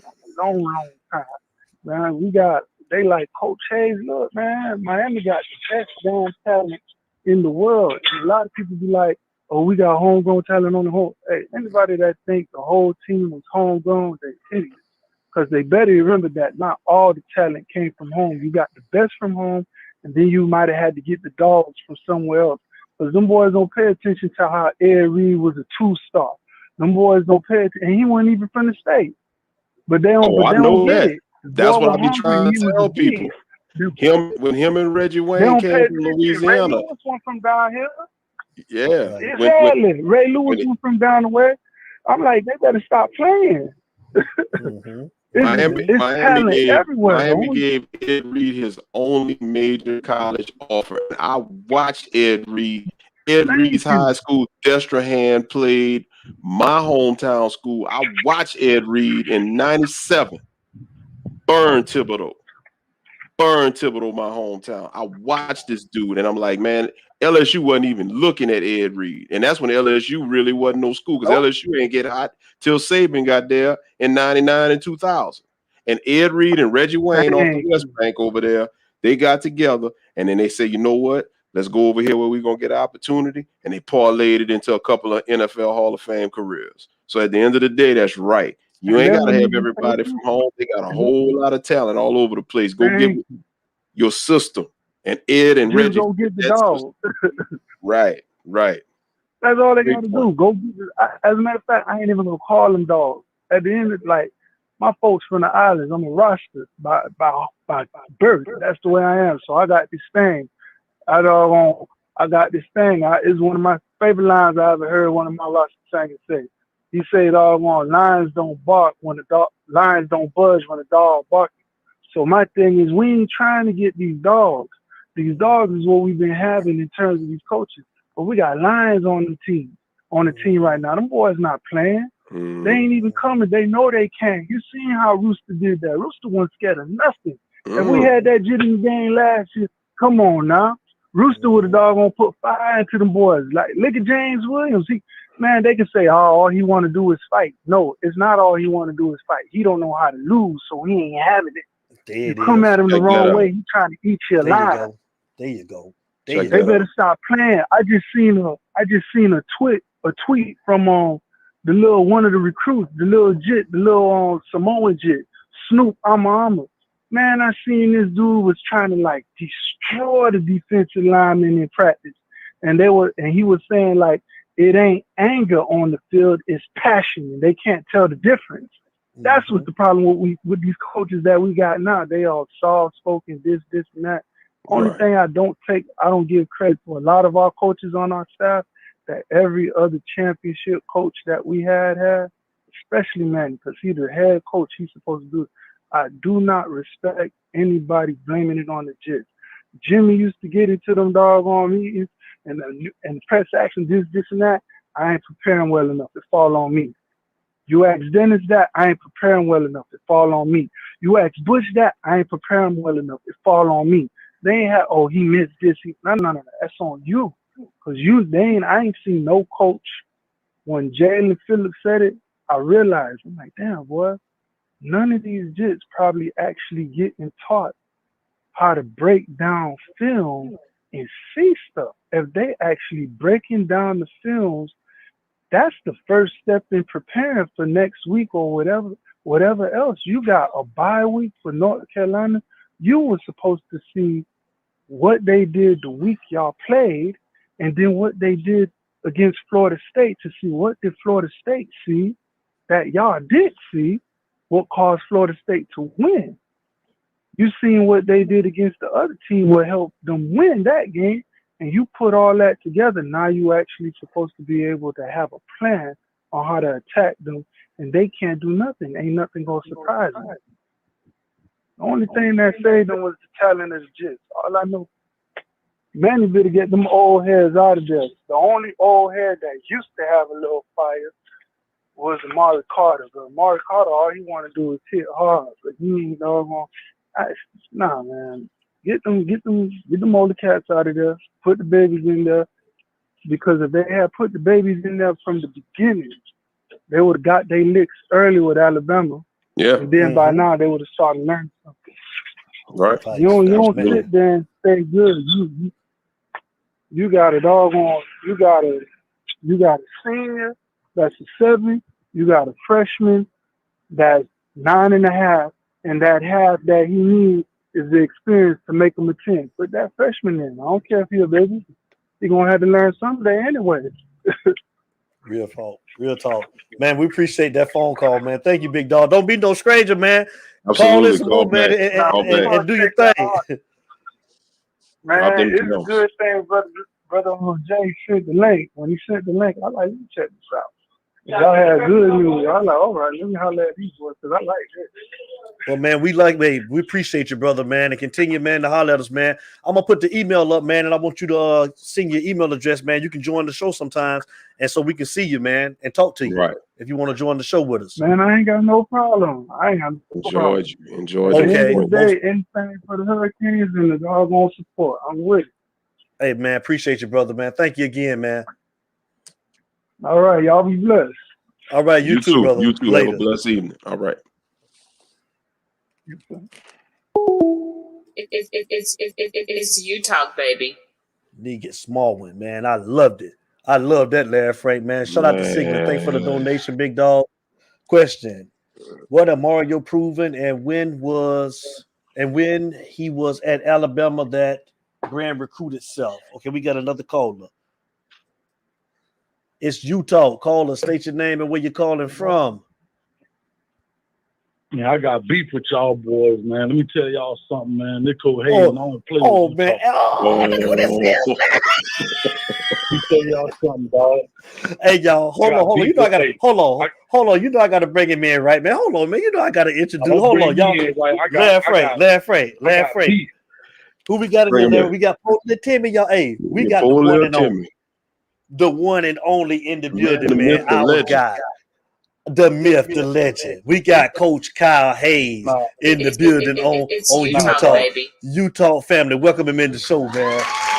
Coach Hayes is in the building, man. We got him on, man. This is our guy, y'all. Coach Hayes. What's up, brother, man? Talk to us. Hey, look here, I'm on the phone, man. Look, I got beef with y'all boys. I'm straight up, dog. I'm just telling y'all. Go, what's up, man? Nah, for real. Hey, if you in the chat right now, I need y'all to pay. Don't nobody type nothing. Just listen. Why you laughing, dog? I'm trying to tell you I got beef, dog. Go ahead, cuz. We're listening, Coach. What's up? Nah, for real, I got beef, dog. This man D whooped me, dog, in fantasy league, dog. This man whooped me, dog. Like, listen, this man whooped me.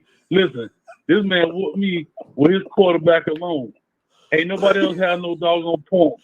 Here go the worst part. Here go the worst part about it.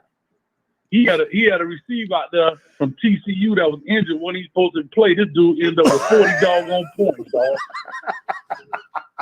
This man that went out there and gave him Mr. Miyagi sauce and came back and whooped me, dog. Hey, I'm still in second. I'm in second to last, though, man. I ain't doing nothing, man. I just got lucky, man, Coach. I just had a horrible year, man. I'm looking forward to next year already. Yeah, dog, it's all good. What's up with y'all boys, man? I see y'all on. I'm in the lab working, man. I see y'all boys pop on. What's up with you? Hey, man, what's up with you, man? We want your take, man. We got our guy on, man. Talk to us. We got our guy on. You know, we finna pick your brain, man. What's going on? Talk to us. What you thought about the game on Saturday with North Carolina? What's good? Man, I don't know if y'all seen my show. I'm hot, dog. I saw it. I seen you. I'm hot. You know what? Like I say, man, I'm hot. The fact that I get that the shorties fought. I get all that. And I'm calling the shorties, dog. I'm an old man right now. So, you know, big shout out to Wholesome. He always don't like, I get it, man, but I'm an old ass dude.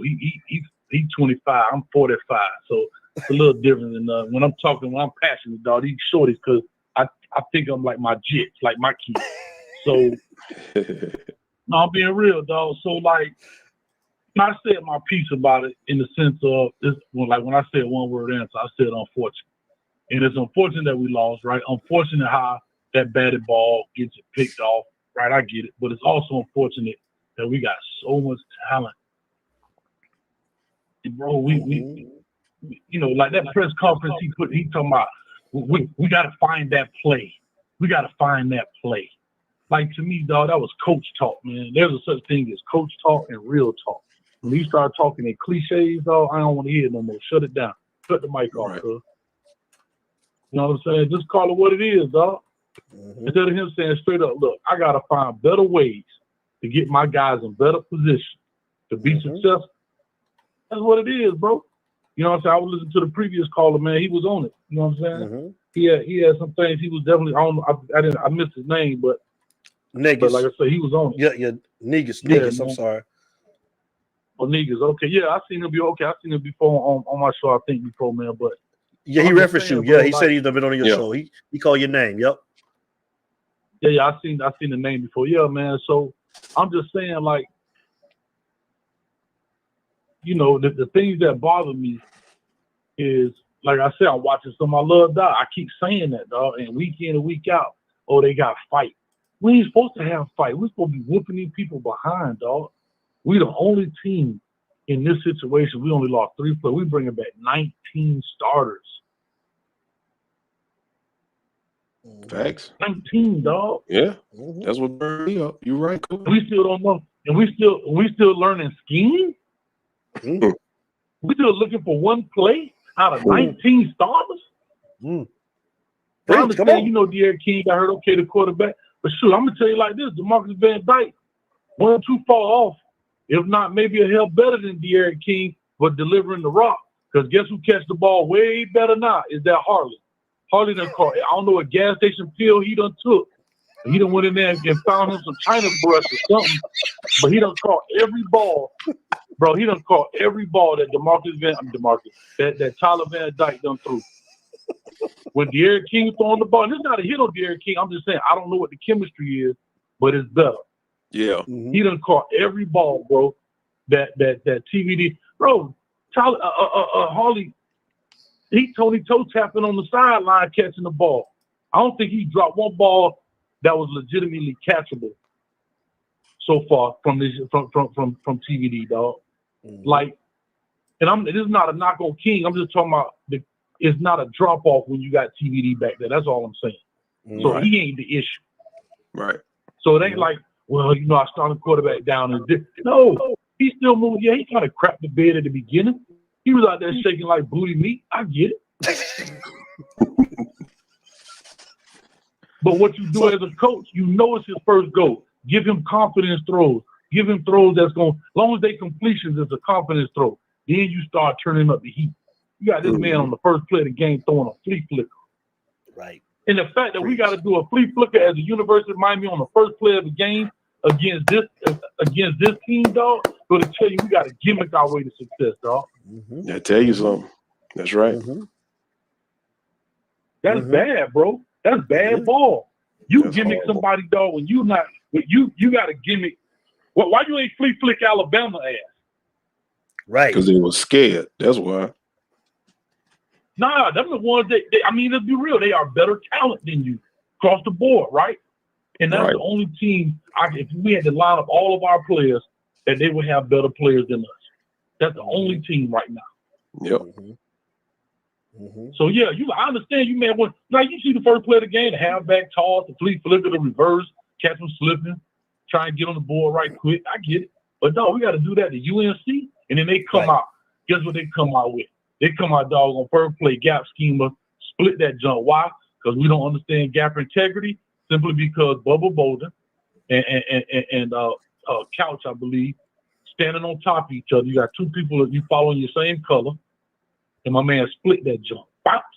See ya. But you know who really wrecked that play was number 4, the linebacker. Not really Bubba Bolden. Keontra Smith. Come on, dog. Come on, man. Yeah, like. But Coach, my question to you. But Coach, what about the lack of effort that I'm seeing back in the secondary from Bubba Bolden, man, at safety, man? It's like I think one of our people in the chat say, man, he done checked out, man. He checked out after the Alabama game. What's your thoughts on that?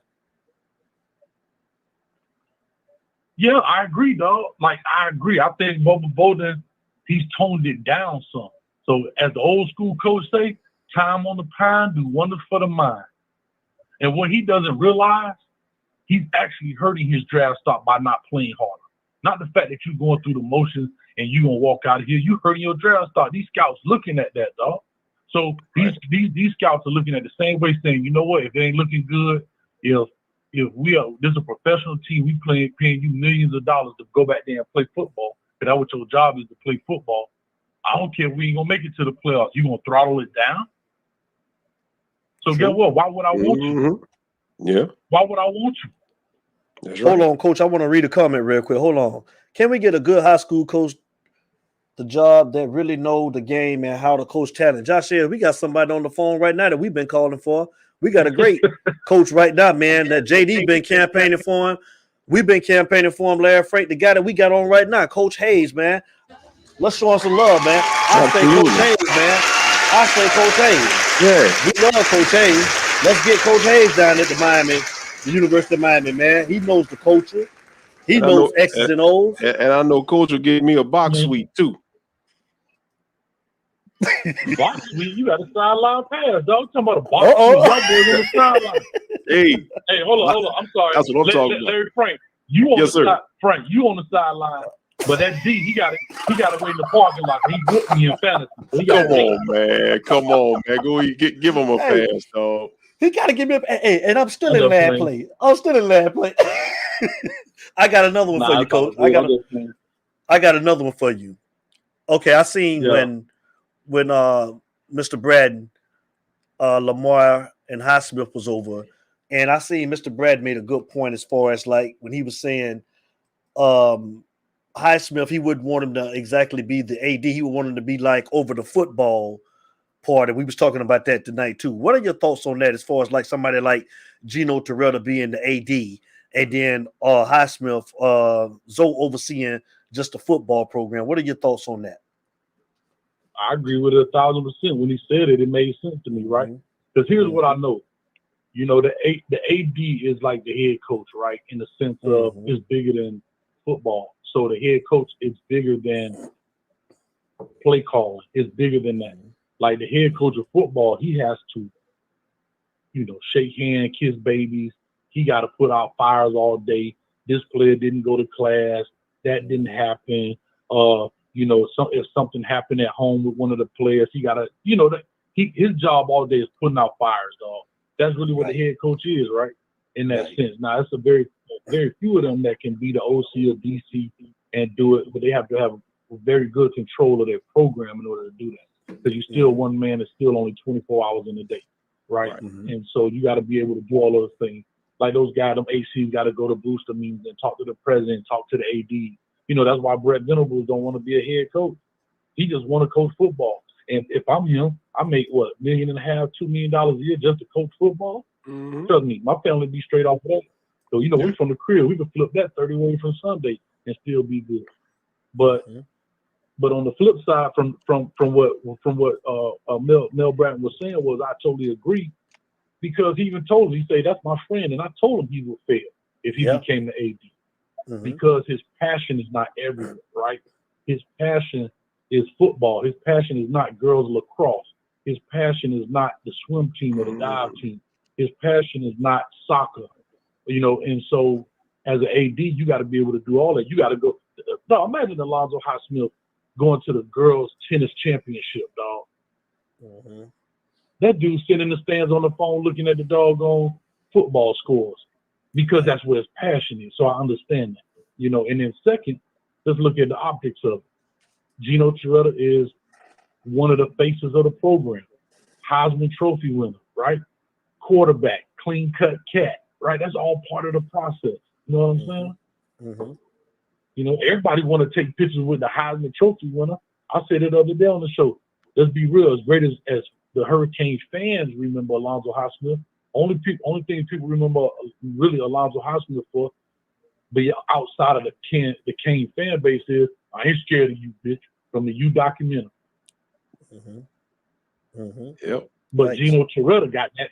He got that face, and here go the best part about Gino Chiaretta. He already was on the board of trustees, so you know he done made alliances with other people. So when he needs something, it does politics. It's politics. Right. You know what I'm saying? You got to have a political person in that role. They don't care how much you got. It's all politics, dog. You got to have a dude that can shake and bake, you know, sit in the country club and all that crap with these folks, man. That's what it is, dog. What you got for him there, Frank? So I agree. I know you had something. No, I'm just looking at the direction and basically with the team being in limbo as far as knowing that you're going to have a coaching change. What do you think, Coach is, as far as, are these kids? Because earlier we said that we had a comment in the chat where they said that they were playing for Manny. Me personally, I think it's a business decision. I think they're playing for themselves. Going forward, Coach, what would you say to that? Do you think it's more that maybe some of them that feel obligated to Manny, or is what you seeing out of these young studs pretty much them playing for themselves moving forward? I think it's both. I think it's some young men that are playing for Manny Diaz. The majority of them are probably playing for Manny Diaz because, again, their allegiance is different. I guarantee he treats them well. He treats them like they're their own kids, right? And I hate to make this analogy, and I apologize if I offend people, but it's almost like the abusive father, right? It's still your daddy. Even though he's slapping you around, you don't know no better. You understand what I'm saying? Now, maybe a cat like Tyreek Stevenson can see different because he came from a different family. So he kind of like a stepbrother. He's like, wait a minute, my other family wasn't like this. And he kind of alluded to that in a press conference. But for a lot of these guys that came in under Manny Diaz, that's what their allegiance is. He gave me a shot to play college football. So I understand that. You know what I mean? And also, how many 20-year-old young men at this point really understand the dynamic of what's going on right now, right? Because when your coach draw a play on the board, you think it's going to work. You know what I'm saying? That's just what it is. And now, so I do believe they are playing for Manny, but there's some that's probably playing for themselves. And the ones that's playing for themselves have probably been kind of kicked to the curb, or maybe not the fan favorite, maybe not the coach's favorite. But no, I've seen that plenty of time when coaches get fired. You know what I mean? Like, matter of fact, Joe Burrow just came out about Ed Orgeron. He did. Man, that's unfortunate. He's the one who gave me a chance to play at LSU. So regardless of what the record is, his allegiance is to what he did for that young man and not the score. Right. So, yeah, I can see where these players are playing for him.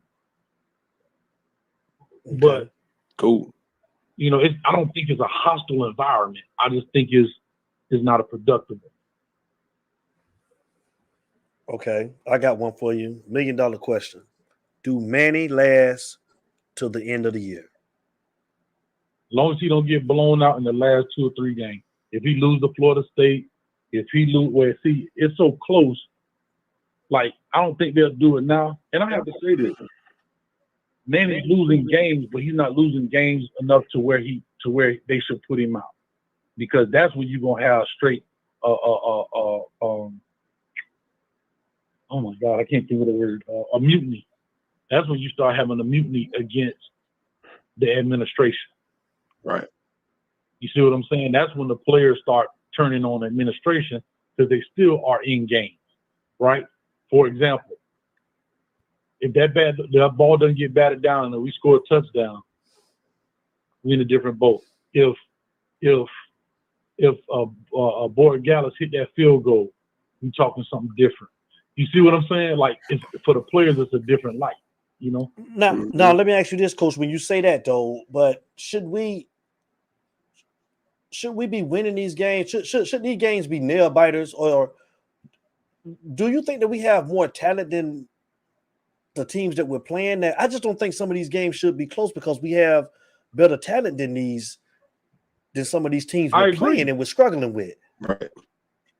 I totally agree, 10,000%. We should be, like I said earlier, dog. We bring it back 19 starters, and we're in dog fights week in and week out with lesser talent. I think it was Footballville or somebody was saying that we was, or even on my show, Balin Trujillo said it when one of my guests on there. He was saying that 247 put a poll out saying that we were ranked number 2 in the ACC so far as talent, so far as the stars are concerned. And I said this was my thing when Footballville came on the show. I said this to him.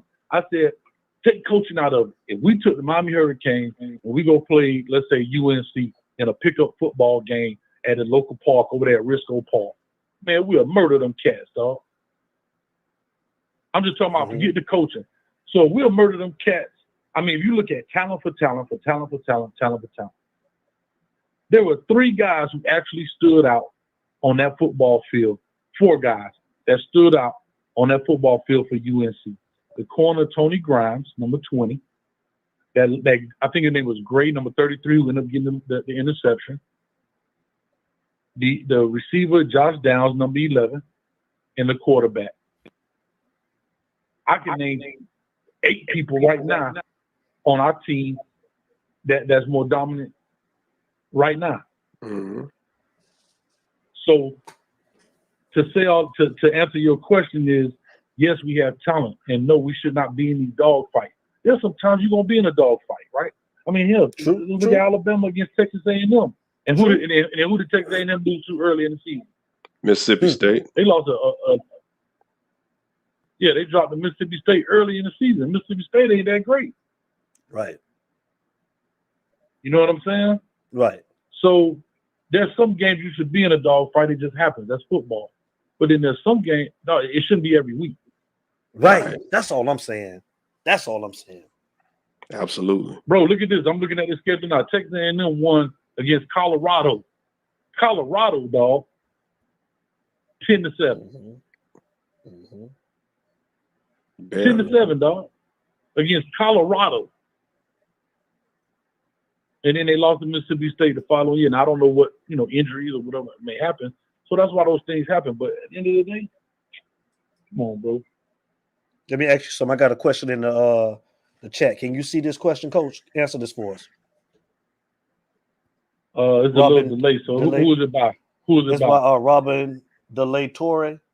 Just a question, fellas. If we do end up missing on Mario, how would you feel about Coach Ed O as head coach? What's the pros and the cons? We say hell no, but what's your opinion is?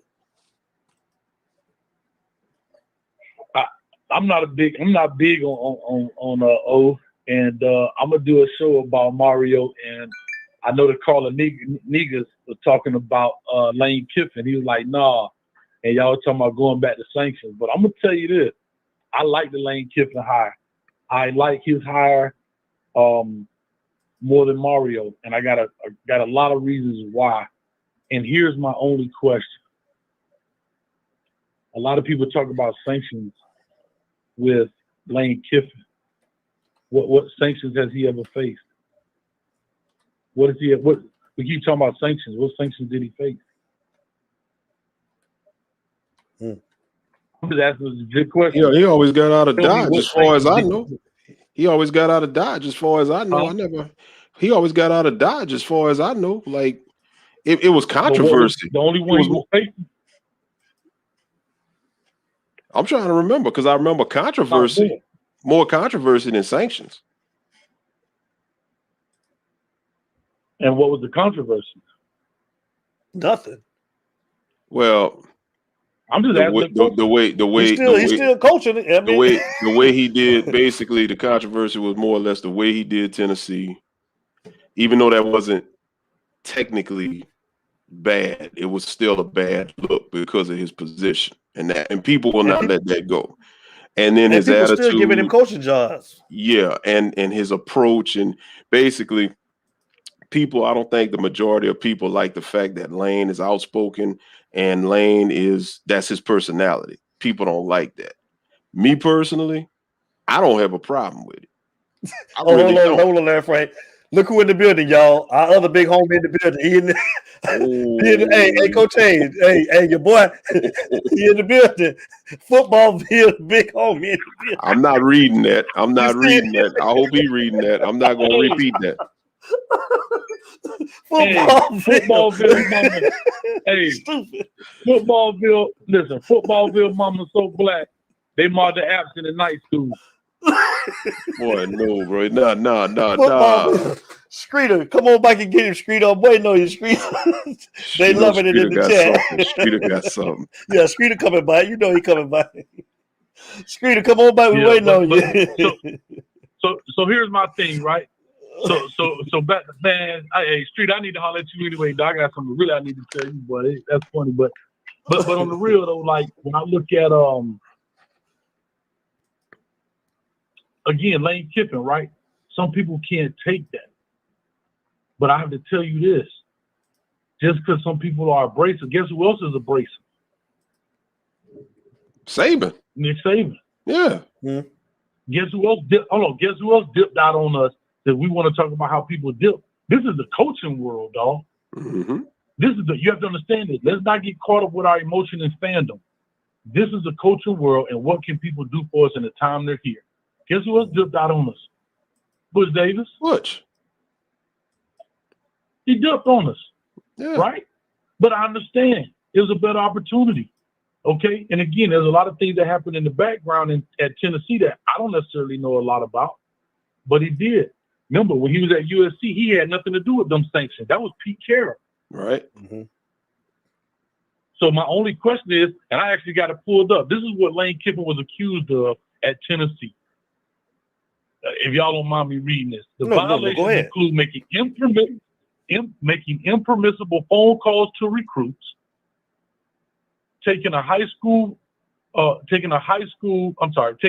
to a high school with a recruiting intern who wasn't allowed on a recruiting trip, and the famous hostess program where members of the Orange Pride program illegally visit recruits. Basically, he was sending them chicks out to go get it. But here's the most important thing. Watch this.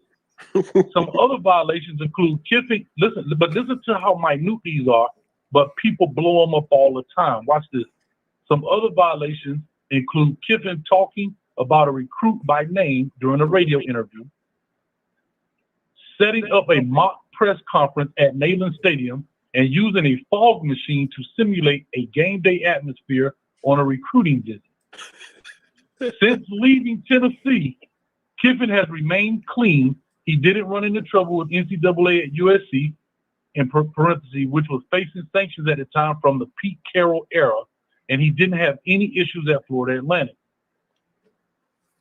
So what I'm saying is he's trying to, so it says this, I think it's reasonable to suggest that Kiffin knowingly tried to skirt the rules a bit during his time at Tennessee. But I think it's clear he learned from that one season since he hasn't had an NCAA issue since 2009. All I'm trying to say is they all do it. Right. They all do it. Nick Saban, you know why you have analysts now instead of grad assistants? Well, you have grad assistants, but you know why you have analysts now? What? Why? Because of Nick Saban. Nick Saban was bringing in fired head coaches and making them grad assistants, and none of them was going to class. Because you 59 years old grad assistant. You think a 59-year-old head coach that got millions in the bank finna go get a graduate degree? Hell no. That was his way of getting them on there. They could still get paid. So NCAA say, once you're 7 years removed from college, you can no longer become a grad assistant. Then he came up with the analyst position. That's how that happened. They all do it. But because he's polarizing, he's going to get his neck bust. Coach, look at the screen. That's what it is. Look at the screen and see what Streeter just said. Hold on, I got to show Streeter something Lane too. Kiffin said he would walk to Miami and pay his own buyout when he was in FIU and he was honoring UNO players. He loved Miami football. I'm telling you. No, you saw the game last night. Not last night, but Saturday against Tennessee. No, them boys throwing mustard at the man. He grabbed his brass ones and was like, yeah, what's up? Lane don't play. Lane don't play. And I honestly think Lane would actually put people in the stands because people like controversy. People like that energy. But not even that. Let's be real. The only real question is I'm not worried about Lane Kiffin leaving Miami. They all gonna leave Miami. That's right. They all gonna leave Miami. That's right. Said that earlier. Bro. Said that earlier. Bro, they all gonna leave. Everybody's gonna leave somewhere. Because look at Ogeron. You fire a dude when he beat Florida. Well, wait. Hold up, coach. I gotta do that. That didn't go down like that. Yeah.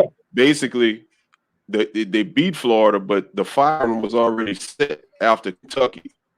It just so happened that I agree with the pregnant woman married. That's what pushed it up. No. I totally agree. But what I'm saying is there's no allegiance in one part or the other. It's a what have you done for me lately world. Let me ask you a question, Larry Frank. You from Louisiana? Mm-hmm. What happens in this scenario? What if Ed Ogeron went out? Well, it was said on radio. That's the reason why Woodward, the AD, decided to go ahead and make that happen, because if Ed would have won out, that would have made the decision to let him go at season's end much more harder, because now, exactly, why are you going to let him go if he's winning out? So what'd you do? Let him go now.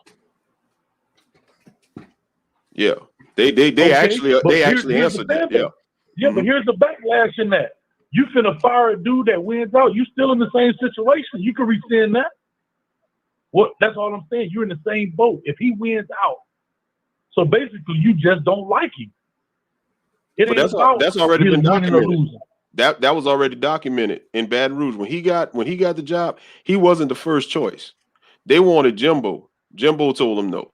They wanted Tom Herman. Tom Herman told him no. Ed was a third or fourth choice. He was kind of like the rebound guy. And what really threw a wrench in everything was when they put that team together. Joe Brady and Burrow came down and they had that stacked team. They won that national championship. Ed wasn't supposed to do that. So with Ed doing that, agreed. He already wasn't like. That just made it tougher on the brass to get rid of Ed. But with Ed going 9-8 since the national championship game, now that gives them the green light to get him out of here, because they never did like him from the jump. Agreed. I totally agree with you, Larry, and that's what I'm trying to say. But is it about winning and losing, or is it about your personal feeling? Down here, it's personal. They don't care about winning and losing because the man ain't even 2 years removed from a title. And here go the thing, and he a Louisiana dude. Yep. So all I'm just trying to say is, I don't care about if something happens and he leaves. They're going to leave. But one thing I know, you putting up 40-something points a game. Now, my only problem with him is defense. Right. I don't know why he can't find him a defensive coordinator. Go get your damn daddy or something. But what I'm saying is, I don't know why he can't find a defense like you in the shootout with Tennessee, you in the shootout with these guys all the time. But what I can say is Miami like points. The city like points. We want 41, 51, 61. We want points. I guarantee that thing will be loaded up. Absolutely. That's all I'm saying. And I'm not knocking Mario Cristobal at all. If he's the choice, I'm not mad at him. I'm not mad at that pick. But if I had to pick a guy, he can recruit. He gonna get you a top quarterback. Everywhere he been, he got a quarterback, dog. He can develop quarterbacks.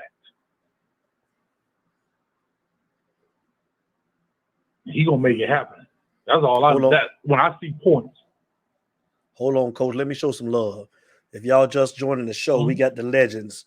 We got a legend on the phone, Coach Hayes from the Coach Hayes Show, man, on Utah. It's Utah, and we baby. got a legend in the chat, man. Footballville. I got Daryl Street in the chat, and I want to show them some love. This is what we do over here, Larry Frank, man. Street, it just came yesterday. Y'all see it, man. We messed with Footballville and Coach Hayes, man. Support.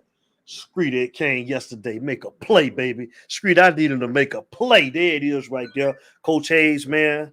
Shout out to my guy, Coach Hayes. Hold it, Timmy. Hold it, Timmy. There he is, y'all. I'm waiting to put it on, y'all, with the Florida State game, man. I asked that y'all support our OGs, man. Coach Hayes, man, and Footballville, Daryl Streeter, man. We got him in the building tonight, man. I love it, dog. I y'all appreciate y'all boys, man. Y'all boys support, man. Oh, we support, man. We support, man. We love y'all to death, man. For sure, man. I got another question, though, man, Coach Hayes. And I mean, this real talk. You say that if we can get, you said that you would take Lane Kiffman. That would be your first choice? Yes. Who would you want your defensive coordinator to be? Because, damn, I'm tired of getting ran through again. Let me ask you this. Will Muschamp. What you think about Will Muschamp? Just a question. I'm just asking. You too, Larry Frank. Let Coach go. I like Will Muschamp. I like Will Muschamp as a D coordinator. I don't like him as a head coach. Here's my only thing about Will Muschamp. You got to look at some chemistry in there between Lane Kiffin and Will Muschamp. Can two alpha males like that coexist on the sideline? I don't know. That's my only question. But if I had to just take the person for the person and what they do and what they do, I don't think that's a bad choice. I'm gonna look deeper into it, but I just don't like. I don't know what you at Mississippi State and you allowed DJ Durkin to run like 3-2-6 defense in the SEC. Mm-hmm. I just don't like. Now, if he was in the Big 12 where they chuck the ball around the yard, maybe I can understand that a little bit better. But I just don't. If you're in the SEC, people still, believe it or not, people still run the ball.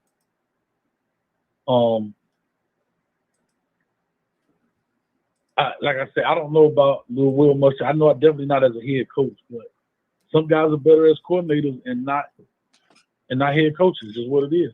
Maybe Manny Diaz is an example of that. Mm-hmm. And that's okay, right? Everybody needs a shot. Nobody comes in as a head coach. You got to give them a shot and you blow it, go back and be what they're gonna be. But that's my only thing, man. When it comes to Lane Kiffin, I like the fact that his football and today's football is about scoring points. That's what it is. That's why the game is played now. As a defensive guy, I love a 3-0 game. I'm cool with that. But the fans don't want to see that. They want to see 40 points. They want to see them boys going across the line. I get it. That's going to put butts in the seat. And he a polarizing dude. He say what he going to say. That's part of being from the crib, too. You know what I'm saying? He going to talk a little trash. Huh? Right. Huh? Absolutely. Larry, who you got? Who you want for defensive coordinator? I'm not against Will. I'm still kind of a Charlie Strong guy, but I'm just wondering if he can do what he did back in the day. Because he's at Alabama now, I believe, and most of these guys, when they go to Alabama, they kind of have a second. Yeah, the Jaguars now. Oh, I thought he was still in Alabama. Nah, he was the Jaguars. Okay. Well, in that case, then he ought to be rejuvenated. Yeah, I'll take him big time. Then, yeah, he'd be a guy. But I never really gave it much thought. Because I mean, you got so many capable young defensive minds out there. You just got to find them. So, it's just so hard to really pinpoint, because you look at what Georgia's doing right now. But I think that's a one-hit wonder. They're just having a great season. They got great players, and everything's just falling into place for them. So I'd go Will and Charlie for right now that I know of, and I'd probably have to do a little research to see, some younger guys and seeing what they're doing. Okay. Yeah, I just look at, and like I said, when them guys get in that NFL, bro, it's hard to pull them out of that, dog. It's total. You don't have to do recruiting. You don't have to do none of that stuff, dog. It's a 9 to 5. You dealing with 55 players. You ain't got to deal with mama's calling you about why my baby ain't getting playing time. You don't have to deal with. I'm just saying. You don't have to deal with none of that stuff. Like it's a different life, bro. And it's a different life in the NFL coaching. Norman, man, thank you for the donation. I'm sorry, Coach. Go ahead. No, go ahead, Coach. We'll read this chat after you get finished. Go ahead. No, man, do your thing, man. That's Norman. Go ahead, do your thing. Oh, that's Norman. Okay. It's best our power brokers give Manny the heave whole now than later. It sends a message to the players that changes are happening. If we wait, we could lose current players in 2022 recruits. What do you think about that, Coach? Norman, my man, he always be on the show, but I disagree. You want to keep that. You want to keep the continuity as long as you can until the wheels just fall off, right? And the only reason I say that, I'm not worried about decommits, and I'm not worried about players leaving. As long as you got somebody getting ready to come in as soon as the season is over. That's the only thing. You can't wait 2 months. You can't wait till February talking about here go the new coach. Now that's when you're gonna have a problem. So whatever negotiations need to be going on now.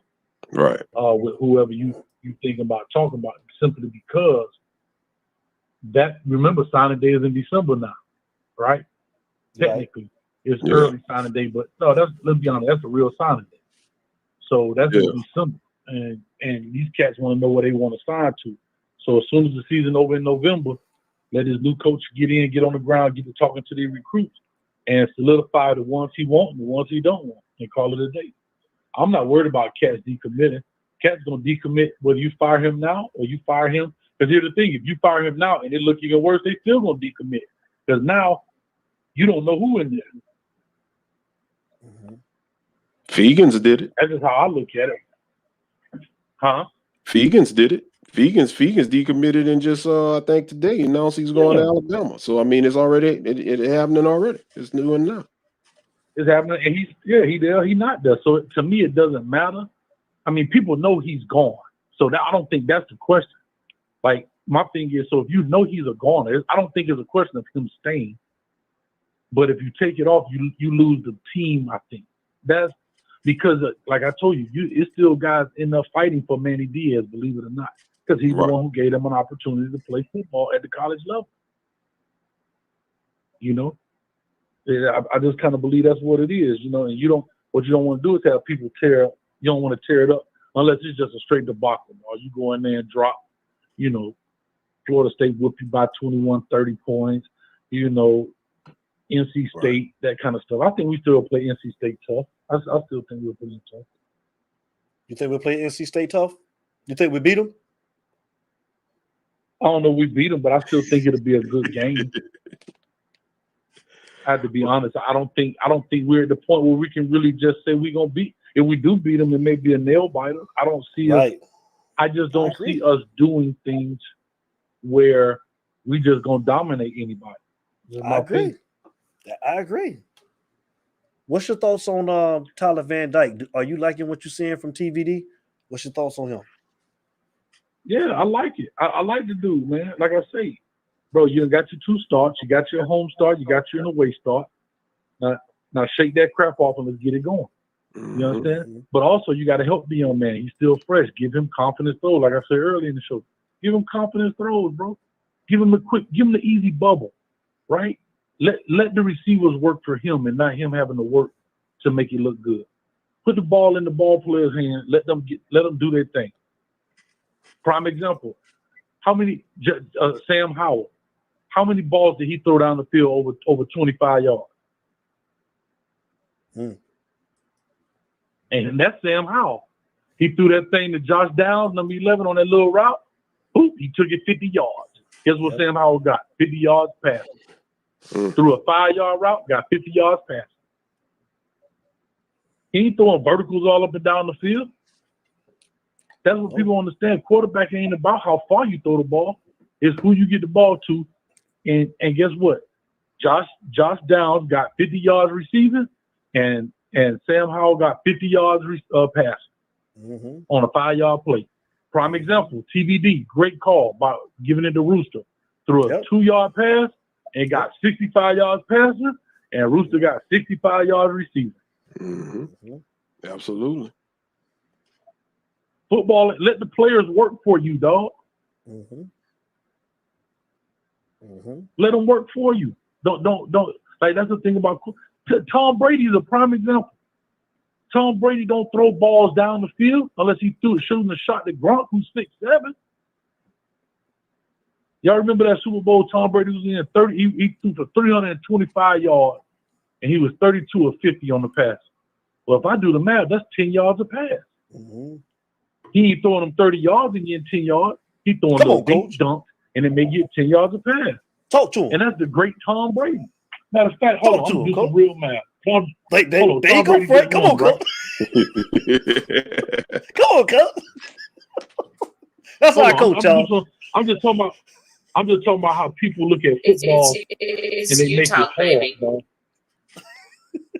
Coach Hayes. Hold up. I'm gonna just tell you right now. Let's say Tom Brady. Who they just played? Who the Buccaneers just played? Who did they play? They played the Eagles. Yeah, it was the Eagles. Yeah, the Eagles. Yeah, the Eagles. They played the Eagles, right? Tom Brady was 34 for 297. Let me pull my calculator out. I'm just talking about how football ain't hard.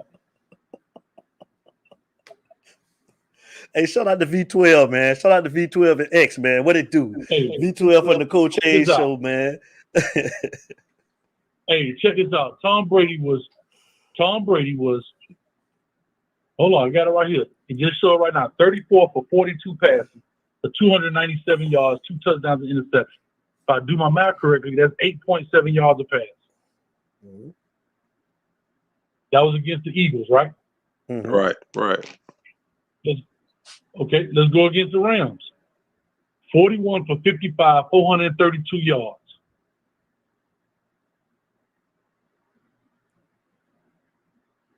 $10.5 yards a catch. What I'm saying is he's not throwing the ball all over the field. You don't have to throw 35-yard passes all day to be a great quarterback. He just put in his playmaker's hand. Yeah. And let them make a play. Yeah. True. That's all I'm saying. Football, you got to. That's why you have playmakers. You don't have to throw every pass 35 yards down the field. Let me ask you this: evaluate Coach Rhett Lashley. What's your take on Rhett? Mo, man, appreciate the donation. No, Thank you, Mo. Go ahead, read the dono, man. What's up, you talk? I may be crazy, but it looked like UNC play calling was very suspect in the 2nd half. Thoughts on that, Coach?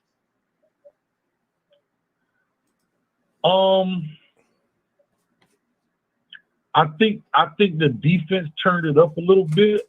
I think that they may have done some things in the second half to take Josh Downs, which is number 11, kind of out of it, but they should have done that earlier.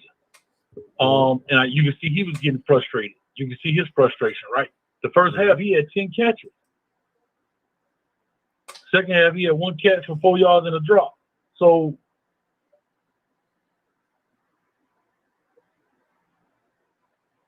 I'm hold on, Coach. Hold on, real quick. We got him in the building. Y'all. I'm finna bring him in, Coach. I'm gonna send you a link too, Coach. I want to bring you in too, man. He's in the building, guys. The one and only, man. He was in the chat. Mr. Footballville, himself is about to come in and join you. Let me bring him on in real quick, man. Daryl Steve in the building. Here he comes, man. Appreciate it. Big dog, what's going on? What's good, bro? What's good? I'm proud. I'm so proud to see somebody rocking Dolphins gear because all the rest of them. You're a real fan, man. One of these mugs gonna win. One of these mugs gonna win a game. I'm gonna be right here when they go down, too. One of these mugs gonna win the game. I was all What's over up, big dog? Tua was balling 7:30 Sunday morning. Y'all seen him? It was early in the morning. I had my Starbucks going. Tua out here 7:30 throwing out routes. Damn, Tua. Tua out here 7:30. Hey, that boy treated like he sells churros right down 27th Avenue in the Palmetto. Oh, y'all think I Hayes on the phone, man? Y'all think Hayes on the phone, man? Coach Hayes, man. That's up, man. Evaluate, man. Coach Hayes, I'm sending you something. I'm sending you that link, man. Come on and join us. I'm sending you the link. I just sent it to you. All right, hold on. Let me get it right. All right, yeah, give me a second. I'll be on there, man. Y'all boy crazy. I ain't messing with y'all, boy. Nah, I'm gonna come on. Listen, man, that's so awesome. That's awesome, man, to hear Coach Hayes read like that, dog. That's awesome, dog, to hear him read like that. Listen, dog, Coach Hayes' mama was so dumb. I saw her in the produce section at Publix trying to buy an Apple phone. Like, what the fuck? Oh, man. That's awesome to hear dog read like that, dog. Oh, they finna go crazy. It's about to be on. Listen, man, I'm telling you this. I ain't coming on here to talk about those coaches, man, because I don't want to have the coach. Like, I don't want to have the coach. That's what I was trying to prevent when I was saying let Manny stay. You know what I'm saying? I don't want to have the wish list headed into December Christmas coach talk. You know what I'm saying? Because it never happens. Dog, I've been evaluating, and me and Hayes been on the phone talking about these numbers, and I've been talking about these numbers and how recruits are coming in at a high clip and how NFL players are leaving the program. And I'm starting to believe, dog, that there's a mold at University of Miami or something. That there's somebody there saying, listen, this is where we're gonna keep the program. And we're not going to let it elevate, dog. Okay. And we're not going to let it elevate. It's starting to feel like sabotage from the inside, bro. That's what it's starting to feel like, because there's no way that you can be number one. I was about to ask Manny Diaz this today too in the press conference. I was going to ask him, and I didn't get a chance. They didn't call on me to ask a question. Mm-hmm. Like, how did I had somebody put the question together for me, like, how do you lead the Coastal in recruiting for 15 years, win it twice, and play for an ACC championship once? I'm starting to believe that when I say a mold, that stuff sounds like a conspiracy theory, but literally what I'm saying is there's no way you have that talent for 15 years. Mm-hmm. And the thing that you're failing at is it's how you hire coaches. And then the budget that you give that coach to hire other coaches. Right. That's what's failing. You know what I'm saying? I got my dog Cringer right here. Y'all remember Cringer for He-Man? Oh, yeah. Right. So he became Battle Cat. Yeah. Manny looked like coming to the press conference the other night crying. Tell you what he looked like. You know, he really like them kids and them they deserve to win, man. Man, y'all don't understand, man. No, Manny, you get them. It's up to you to get them to win, Manny. Like, we can't be starting 17 zip every game. Like, For it's real. on you, big homie. You know For what I'm real. saying? That's why I brought my boy Cringer in here. We ain't even got Battle Cat. We got Cringer in this. Man, they ain't close to being Battle Cat, that's for sure. Bro, listen. It's starting. Listen, if you look at the numbers, it's almost like as fans. See, you guys are becoming the media. So y'all are becoming what I had to become. And when you become the media, you start hearing arguments from both sides. You try to be impartial, and you start becoming. Your eyes start opening. The fans, it seems like the fans, after the season is over, Will Smith and the white guy put their suits on and just go by all the fans' house and spray them in the face with the Men in Black. And they just forget. They forget what happened last year. And it starts all over again. Recruiting happens. We top 10 in recruiting, and it starts all over again. But it keeps happening. The players come in at a high clip. We top in recruiting in the ACC. They leaving. They going to the NFL. You know what I'm saying? At a high clip. But they're not winning. Like, they're not winning with the players. So I didn't want to have the coaching conversation because I don't want to start the wish list. I saw your boy. What's your boy from Mississippi State, the coach, right? Mike Leach. I saw Mike Leach on TV the other night, man. Had a goddamn flashback, man, from that time we all was hoping we get Mike Leach. It's not going to happen. As long as they have the same people, it's not going to happen. I almost believe that either they're incompetent at hiring people, and the budget isn't there. So if you're incompetent at hiring people and the budget isn't there, you're finna lead these kids to slaughter. You are. You're gonna lead them to slaughter. I was a United States Marine. We followed orders. If our captain didn't have a clue what he was talking about, we were gonna die because we followed orders. That's what people don't understand. These are kids, big dog. They are kids. You can't tell me, yeah, man, but the coach can't play the game, and then you get a young player like an old player like Jackson who talks that coach rhetoric. Like, listen, man, it ain't all on the coaches. The kids got to go out there and play the game. Well, either it's something you're teaching them or something you're allowing them to do. Because we see you know how to sit somebody down. You know how to suspend somebody when you want to. You know how to sit Avante down. You know how to spin Rooster for 4 games. Well, Rooster deserved to be suspended, but he's at least back. Hold on real quick, Streeter. Let me bring him in, man. I gotta bring him in like I bought him in. Okay, the OG about to come in, y'all. I done bought the other OG in. We're gonna bring the second one in, man. Y'all know him from the Coach Hayes show. Show him some love, man. Coach Kyle Hayes, man. Let's bring him on into the building, man. Let's bring him in, Larry Frank, man. Darren Streeter, it's epic. It's epic always when they on the show. Let's bring him in. Bring in Paul Little Streeter, he's sitting up in the chair too. But he was getting ready. Look at it. You see, hey, I got cringe out here for him. Hey, that's who Manny looked like when he came to the press conference, man. Look like cringe up there, man. Hey, do me a quick favor, D. I need you to move me over just a little bit. Put me on the side with Streeter. I want him to read my name. Just all you gotta do is move. All you gotta do is move that thing over. Okay. Footballville mama so strong she could blow a bubble with a 9 later. Boy, yo, wow. Wow. All right, I'm good. I'm back. Okay. Nah, it's all good, man. I don't know what y'all talking about, man. But she's strong, though. Go ahead, Street. I was just telling them that I don't like having a coach conversation because it almost, and we've talked about this, hey, it almost feels like self-sabotage that with the way we kicking people ass in the coastal in recruiting, the way we're kicking ass and putting kids in the NFL, in the ACC. Last 5 years, we put more kids in the NFL than any team. Right. And we can't get it right when it comes to the administration part or the money part or whatever it is.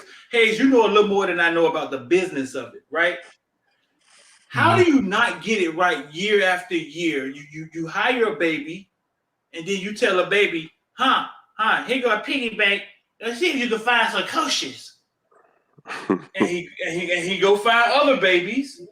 They put on the logo, they put on the uniform, but if you don't look in depth into it, you don't understand what you're looking at. You know what I'm saying? It look like you up with a coaching staff, but you got a baby hiring other babies, and I don't know if he has to because of budget, or he does it because he don't want anybody in there questioning him. But now you have a staff of inexperienced coaches. Some of them are my homeboys. I love them, but inexperience is inexperience. And what happens is, but this happens over and over. I think we were close with Al Golden, right? I think we were close with Al Golden, but he wouldn't fight his homeboy. You know what I'm saying? Mm-hmm. So the same thing happens over and over again, and it's happening with the business of the program. It's not happening on the field. Yes, we see Gervin Hall and Bubba Bolden simultaneously running past a hole and not tackling a dude. You can see that. You can single that out. Look at Bubba Bolden just push Gervin Hall. Shout out to Mr. Go 30 for pointing that shit. Look at him just push Gervin Hall, and neither one of them even close to making a tackle. We can see that. Mm-hmm. I understand why Bubba Bolden don't want to hit somebody. I get it. I get why Bubba Bolden don't want to hit somebody. But it's the bosses that are allowing everything to happen on that field that happens. Mm-hmm. But it all starts from the inexperience of the head guy. He hired younger, inexperienced guys. Somebody said before the season started, it could have been you, Hayes. Like, who gonna develop the kids? Like, I've always said that. Yeah, when Van Dyke comes off the field and he's 2 interceptions in the first half, who gonna talk him out of it? Or when Gervin Hall is just did something so goofy the whole world saw it, like, who gonna talk him out of it? Like, the experience is not there on the sideline. Now, DVD, T-Rob has been around. You know what I'm saying? But then T-Rob, you give T-Rob DVD, then you got Aristide on the defense also, first time being on the field. It's just the experience isn't there, I think, to develop these kids. And it didn't start with this staff. So I hate to be calling those guys names. You feel me? I hate it's not the staff. It's the system. It's the program. It's what we have been hiring 4 coaches who's never went on to be a head coach anywhere else. Nobody went in. UCF didn't even consider Randy Shannon. Luke lost his mind. Y'all don't want to hire him. No. Oh, Lord. Luke lost his mind. Didn't even consider him. Dog, I don't want to start the coach wish list. That's why I was saying let Manny stay. Maybe Manny can get it right.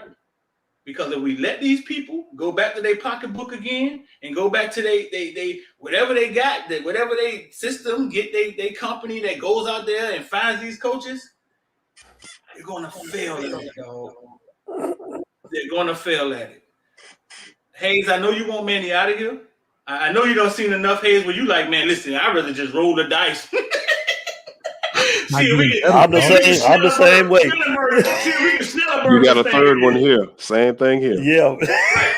and that's people feeling. People feel like, listen, to be honest with y'all, bro, when we lost to FIU was enough for me. Right. Yeah, that was enough for me. It was. But I also know if we fire Manny, that ain't the answer. Yeah, those people who are hiring these coaches, they gotta go, dog. True. Whoever went in Temple and paid for Manny to come back from Temple, he gotta go.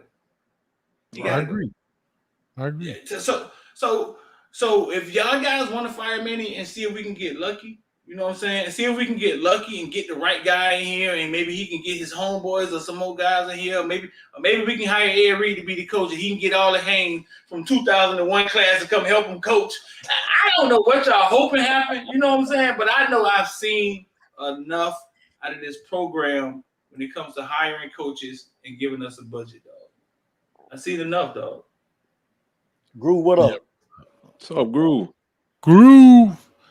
Yeah, bro, let me tell y'all something. I hear what you're saying, Street, and I was with you until I saw the Central Connecticut State game. I said that.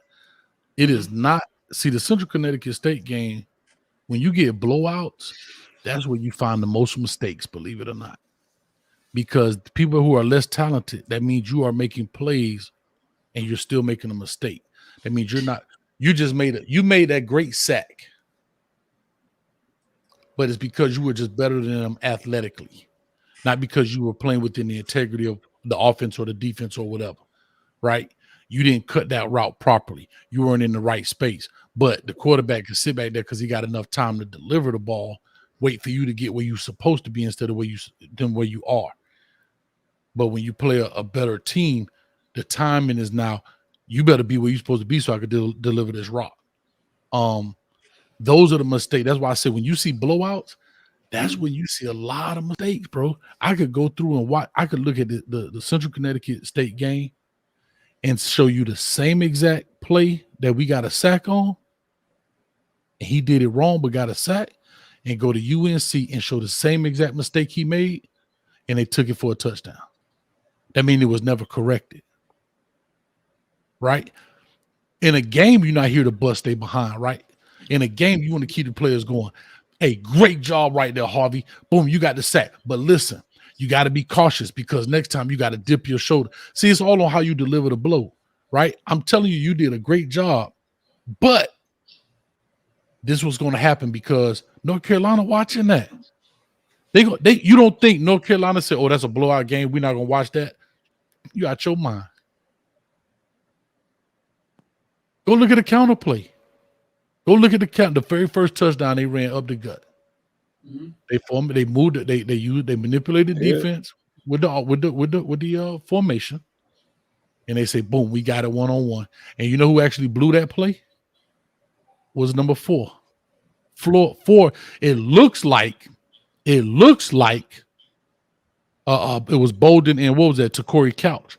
But what people don't realize, Takori Couch was in man defense. He was covering the guy on the drag, again, manipulating the defense. They knew he was a man. How do you get Takori Couch out of the play? You drag the receiver away from it so he'll follow him, and now it's a one-on-one tackle with Bubba Bolden. But Takori Couch saw it and came off, and he ended up getting in Bubba Bolden's way. That's really what happened. Bubba Bolden didn't want to tackle him, no, coach, though. That was just no. Listen, Bubba Bolden was going to see y'all. Bubba Bolden was going to the correct spot, believe it or not. Y'all got to see how it works. Bubba Bolden was going to the correct spot. I know y'all don't see this, and I wish I could pull it. This is why I want to do it on my site. Which play you talking about? The very first touchdown. That long run, yeah. The very first touchdown. I can pull up the film. I can pull up the film. He was going to the right spot, right? But was he going there with any intention to do anything, Hayes? That's all. He's been doing that all season long. No. Hear me out. I can't say how he was going to finish the play, but what I can say is with him. Listen to me. But with him running up the back of Takori Couch, Takori Couch just came off trying to make a play because he saw it. He was in man. He's supposed to have been running with that drag. And he ended up getting his way. But if 4 would have spilled that ball, made it go outside, you would have had Takori Couch and Bubba Bolden outside. That's why he cut it back inside, and both of them were standing just like this on top of each other, and he cut it right back up underneath number 4. So you actually had 3 people outside. You had Bubba Bolden. I'm sorry. You had 4 Couch, and then you had Bubba Bolden right behind him. If you go watch that play. Who the fuck is he? Reggie Bush? Like, who is he, Hayes? No, he read the block. He's Marcus Allen. No, who the fuck is he? Hear me out. No, you know what he is? He's a running back that read the block. If you go watch it, number 74, I believe, is the one who pulled, and he ended up kicking him out. I'm telling you. But the guard did a good. He motherfuckers got Marshall Falk in North Carolina. No, because I swear to God, if it was on my show, I would do it if it wouldn't give you a copyright thing, dog. I would pull it up right now. No, I don't see it 1,000 times. You did it before.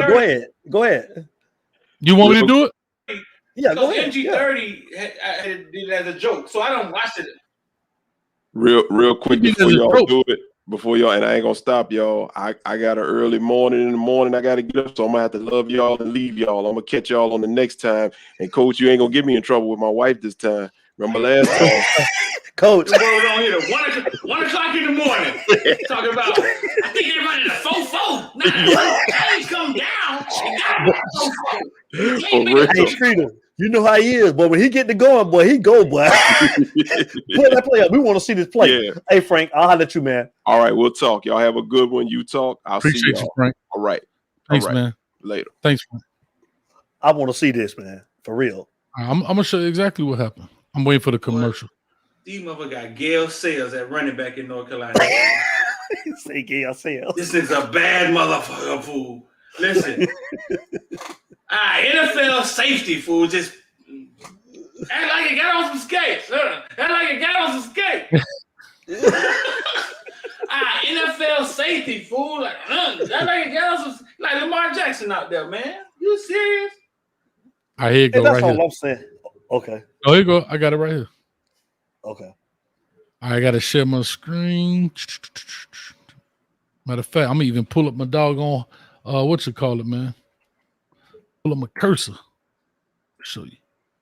All right, let me share the screen. You find out Tar Heels done recruited Barry Sanders. The fuck? It ain't had nothing to do with Barry Sanders. You know what it had to do with? It is.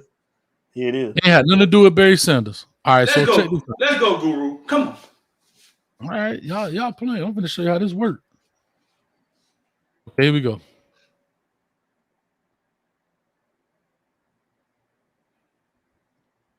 All right. So if you look at this play right here, this the pulling guard, right?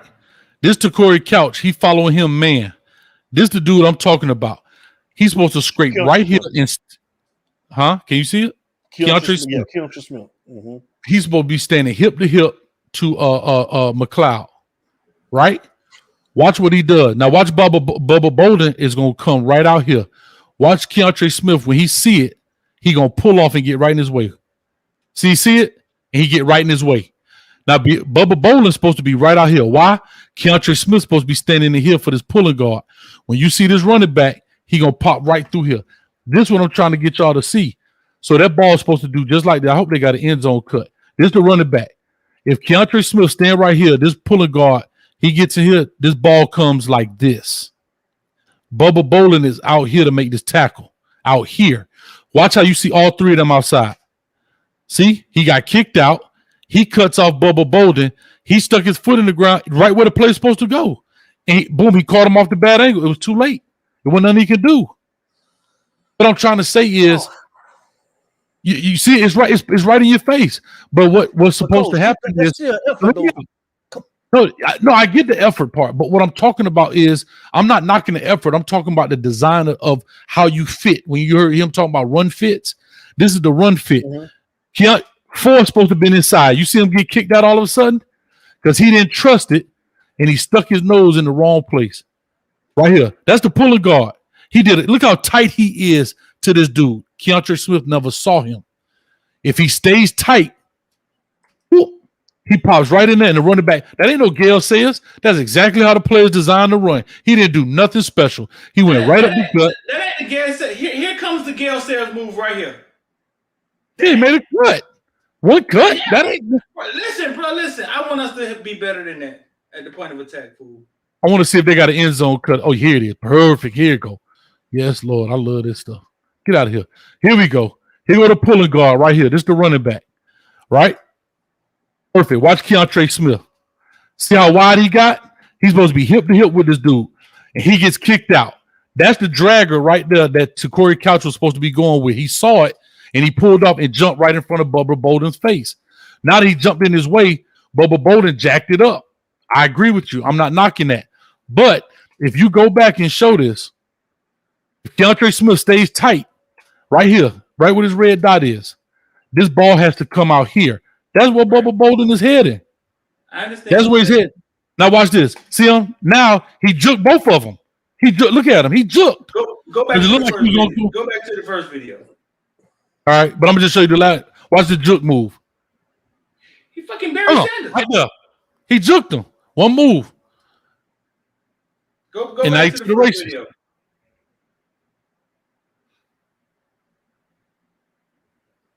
Now I hear everything you saying, right? I do. Yep.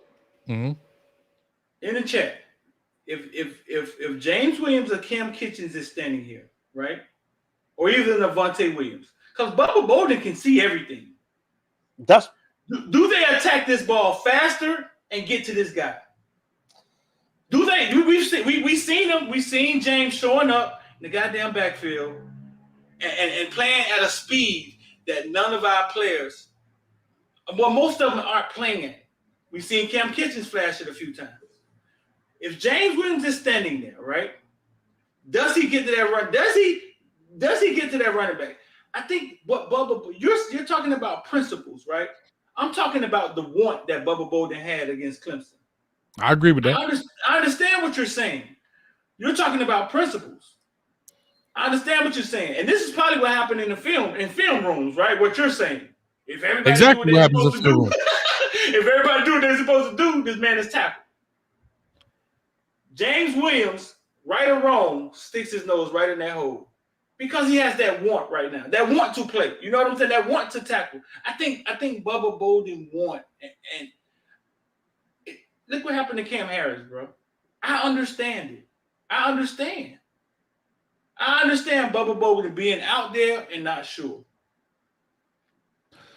I think he doesn't trust. He doesn't trust the play. See, sometimes he doesn't trust the play itself.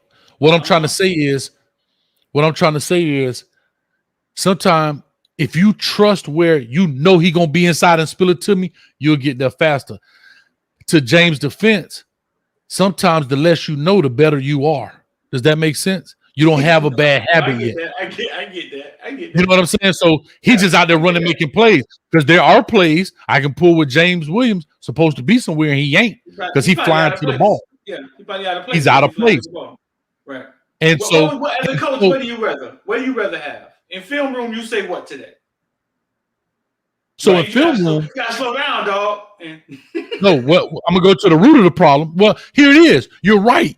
And sometimes you have to say that because guess what I'd rather do? I'd rather give him a 6-yard gain and we make the tackle than a 60-yard gain for a touchdown. But you got to go to the root of the problem, which is Smith, who is out of damn position that jacks the whole play up. That's the real issue is 4. Because it puts him, and if you look at the end zone cut again, my man put a good move on him. But you're now asking him, right? You're now asking Bubba Bolden, who's thinking the ball is going here because that's where he's supposed to be, now to come in at the same time, and you got trash in front of you. Not calling the player trash, but that's what we call when you got bodies just all over the place. Know what I'm saying? You got a lot of trash out there, and so it's not a clear picture for you. And he juked both of them. Watch it. He juked both of them. Both of them went to the right. Let me ask you this, Coach. Well, what about just the football IQ of it's 2 players standing in front of one player? Somebody take the right side, somebody take the left side. But you don't know because Corey Couch not supposed to be there. So how do you know Corey Couch is going to be to the left or right side if he's not supposed to be there when Keontre Smith is supposed to be in this hole and I'm supposed to be where Keontre Smith is? So what should have happened is he has to make Keontre right, meaning if he does get kicked out, you got to hurry up and fall inside. Right. So, but by rule, Keontre's supposed to be in this hole, and he's going to spill that ball. So this blue jersey should be going this way. I'll go out there and make a tackle. But that's why he's taking his time. I'm assuming. I'm not saying his effort was great at all, by no means. But now you have to make this right because guaranteed several plays and several games before, this same type of crap been happening. And he probably got fussed at in the room. I'm just saying, these are the type of plays. Which one got fussed at? Both of them. Both of them. What Hall and Couch and yeah, I want to go back to this. This is the touchdown play right here. Look, remember I talked about manipulating defenses? Dog, they manipulate this defense. They found out who had what, right? They put this Gervin Hall, and he's done. He's done. Right? It was a great play design by them. So what they're playing is right here. He's got the point man, right? And they didn't zone it. What they should have done was they say, okay, you got man, I got man. Watch this. What you should have done is zone this, meaning when he came this way, he should have taken him, and the corner should have stayed out here. It would have been better. So now it looks like he's doing what? About to run a wheel route, and he's trying to get over the top, and he hit the brakes on him and came right back underneath. So there's several ways you can play the bunch, but this is what happens. This is typical. He gonna play the point man. Now you have whoever comes out this way, and you have whoever comes inside.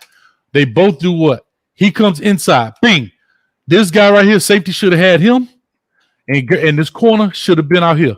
Instead, now he's over the top with all this trash and space with one of the best wide receivers in the ACC right now, and he done for. Ain't nothing he can do about it. Even if he was covering him, it didn't slip. He slipped, but even if he didn't slip, he's out of position because look back to the trash. Look at all the trash in front of him. He can't get caught up in here because he picked his man off. So now the read is, if you pick him off, I throw it to him. But he not picked off. We got him. That's what Rhett Lashley's lacking. Innovativeness, creativeness with the play calling. That's what the commentator said on that 4th and 5. You just came here and turned around. Yeah. You did nothing to make it, nothing to help your guys. And again, Sam Howell, as good as he is, that's a what? A 6-yard pass that went what? Enough. I ain't gonna play it because you get copyright strike. I'm just saying. I'm not sure if he even looked good. Sam Howell, I'm not sure if he even looked good Saturday, bro. He looked like a different quarterback with less weapons. Yeah. That's when I asked Tyreek Stevens what's the difference between Sam Howell last year and this year. And that's what he said. He said he don't have his weapons. Those guys left. Like he don't. Bro, they left. You know who else left? The running backs left. Them 2-headed 1,000-yard monsters. That takes the pressure off of him. Now here go the thing. Watch this. You want to talk about integrity? It happened. This is why I'm not with Manny Diaz. This is his defense. Watch these two dudes. Watch. This is why Sam Howell hauling behind up the middle of the field. It's the same play. It's a stunt. If they come here, you got to fight to get across his face in here. Nope, he stays here. There's two of y'all. Now look, you got two dudes outside. This is why Sam Howell is a guy upstairs that's saying, Coach, they flying high outside. Sam can pull this and run. This right here is a prime example of not teaching the kids. You got away with this against Central Connecticut State because they not as good. Boom. That's the stunt. Second of all, look at the distance between them two. That's bad. Remember I showed you the offensive guard? It's obvious he did that wrong. It's obvious. I know that. But they're always doing it wrong. It's not one-offs. Listen, this is what I'm saying. No, but here's what I'm saying. This is perfect. Edge, here, right? Now, when you go around this far, he can stay here. If he fights back across, he walks in and makes this play. I can go to the next defensive play and show you the same crap. I can show you the same crap again. It ain't that he messed it up. Bro, they do it over and over and over again. Like, it doesn't get fixed. It doesn't get fixed. Here go another stunt. There you go. Look at this. Look at the perfect escape route. It's 3 dudes in here. What I'm saying is 3 dudes in here. Watch this. It's 3 dudes inside of these 3 dudes blocking. Look at the perfect escape route. It look like the O-line getting that hand on that weak-ass defensive line and just manhandling them. Taking them where they want to take them. Yeah, but you're not working back to the outside. That's right. Look. Because Mari got him mauled right there. Watch this. Back to the stunt, right? Look at this. That's terrible by planting your foot. You're supposed to scrape. We even got a drill where you take your forearm and you scrape off the butt of this dude. That means you should be touching your own guy. Look what he does. He now comes around. When you come that far around, he can see him. See him slide off and pick him up? Mm-hmm. This is what I'm talking about. We see it over and over. Like I could go play after play where it doesn't make sense. Here we go. There you go. They got a dude upstairs, dog. Look, here go your blitz.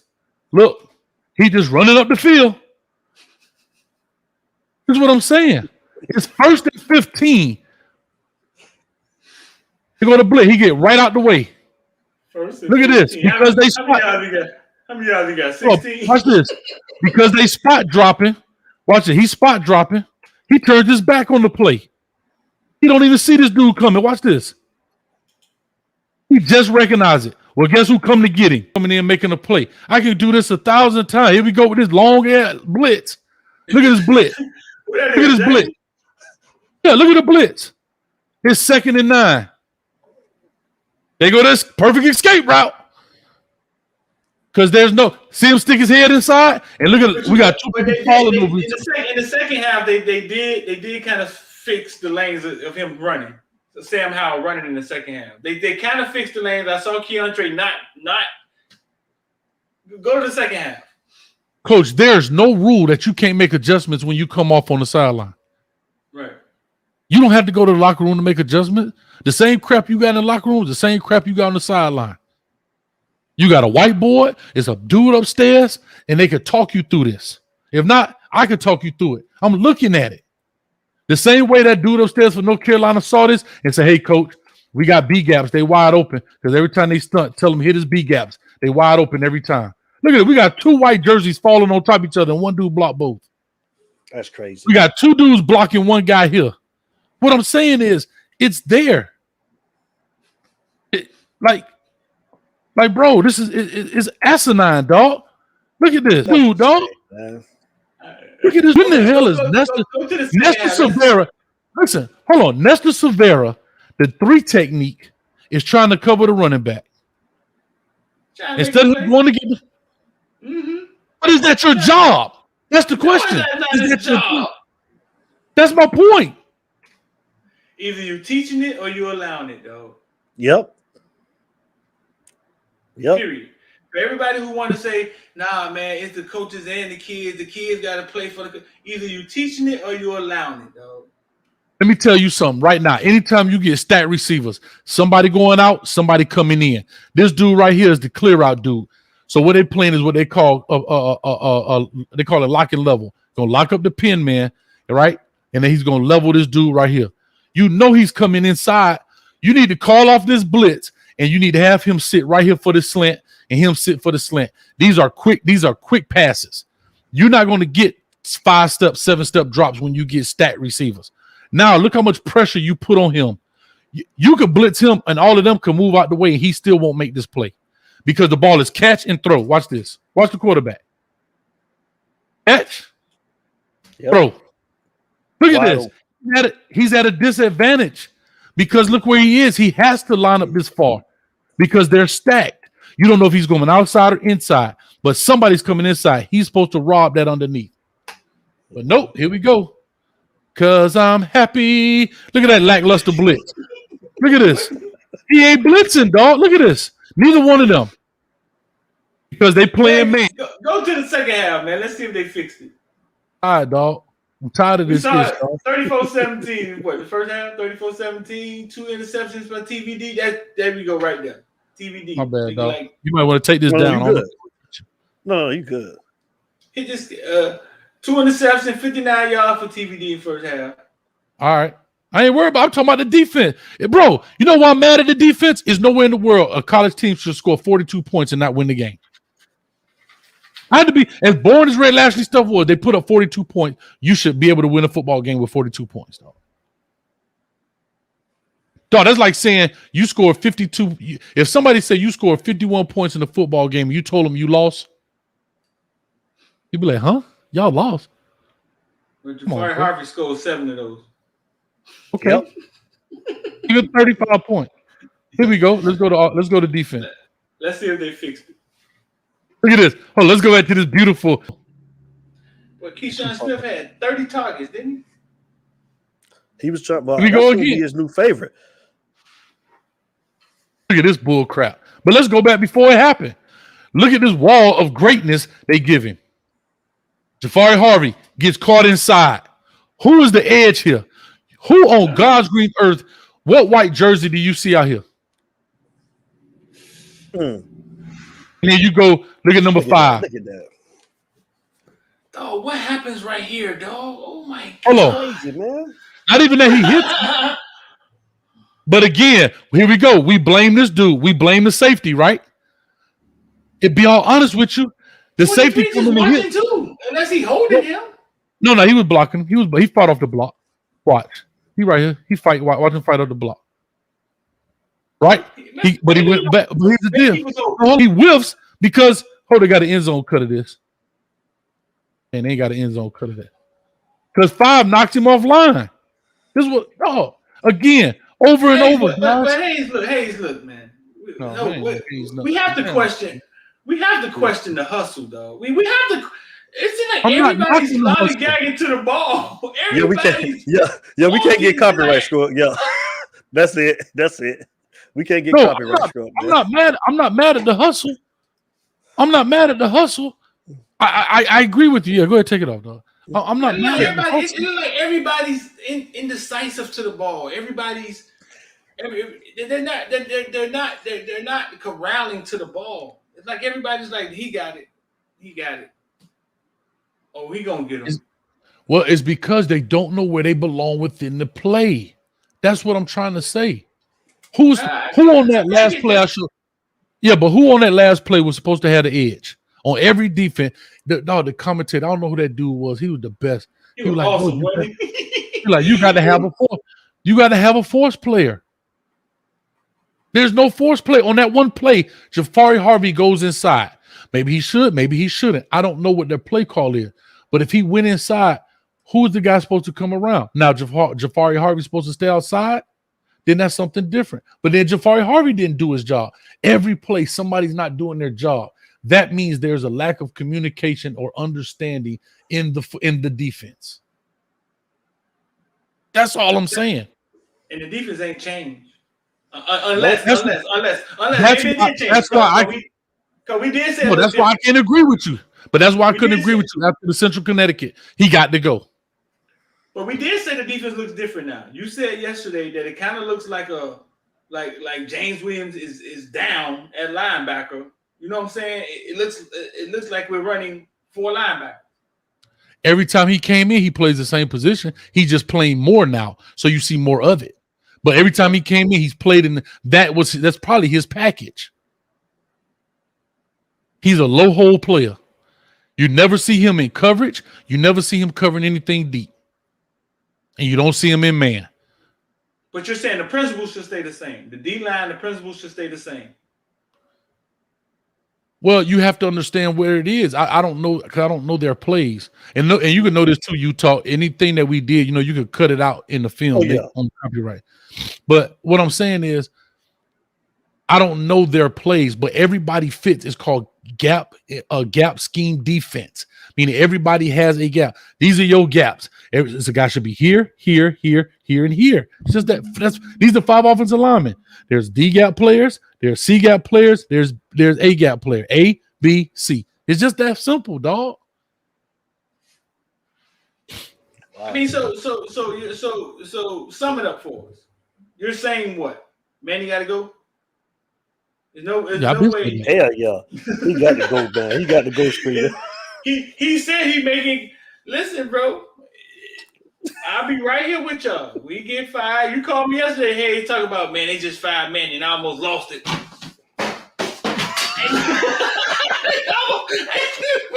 We'll call you back, dog. We'll call you back. Hold up. Hey, Streeter, for real, they just fired him, dog. It just came up now. I almost lost it, fool. What? I'm walking, man, what? So Streeter, do you think that they're gonna make changes at the top as far as the AD? I think when Kirk Herbstreit listened to me, man, and said that on ESPN, I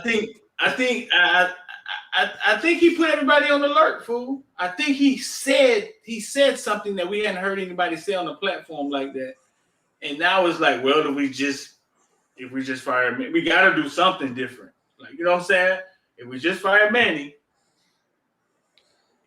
what about you know my opinion about the AD, about the school? I said it earlier. It's like a GM. We're trying to get the most for cheap. We're trying to hope. We're hoping that we can get the next, Matt Campbell to for cheap.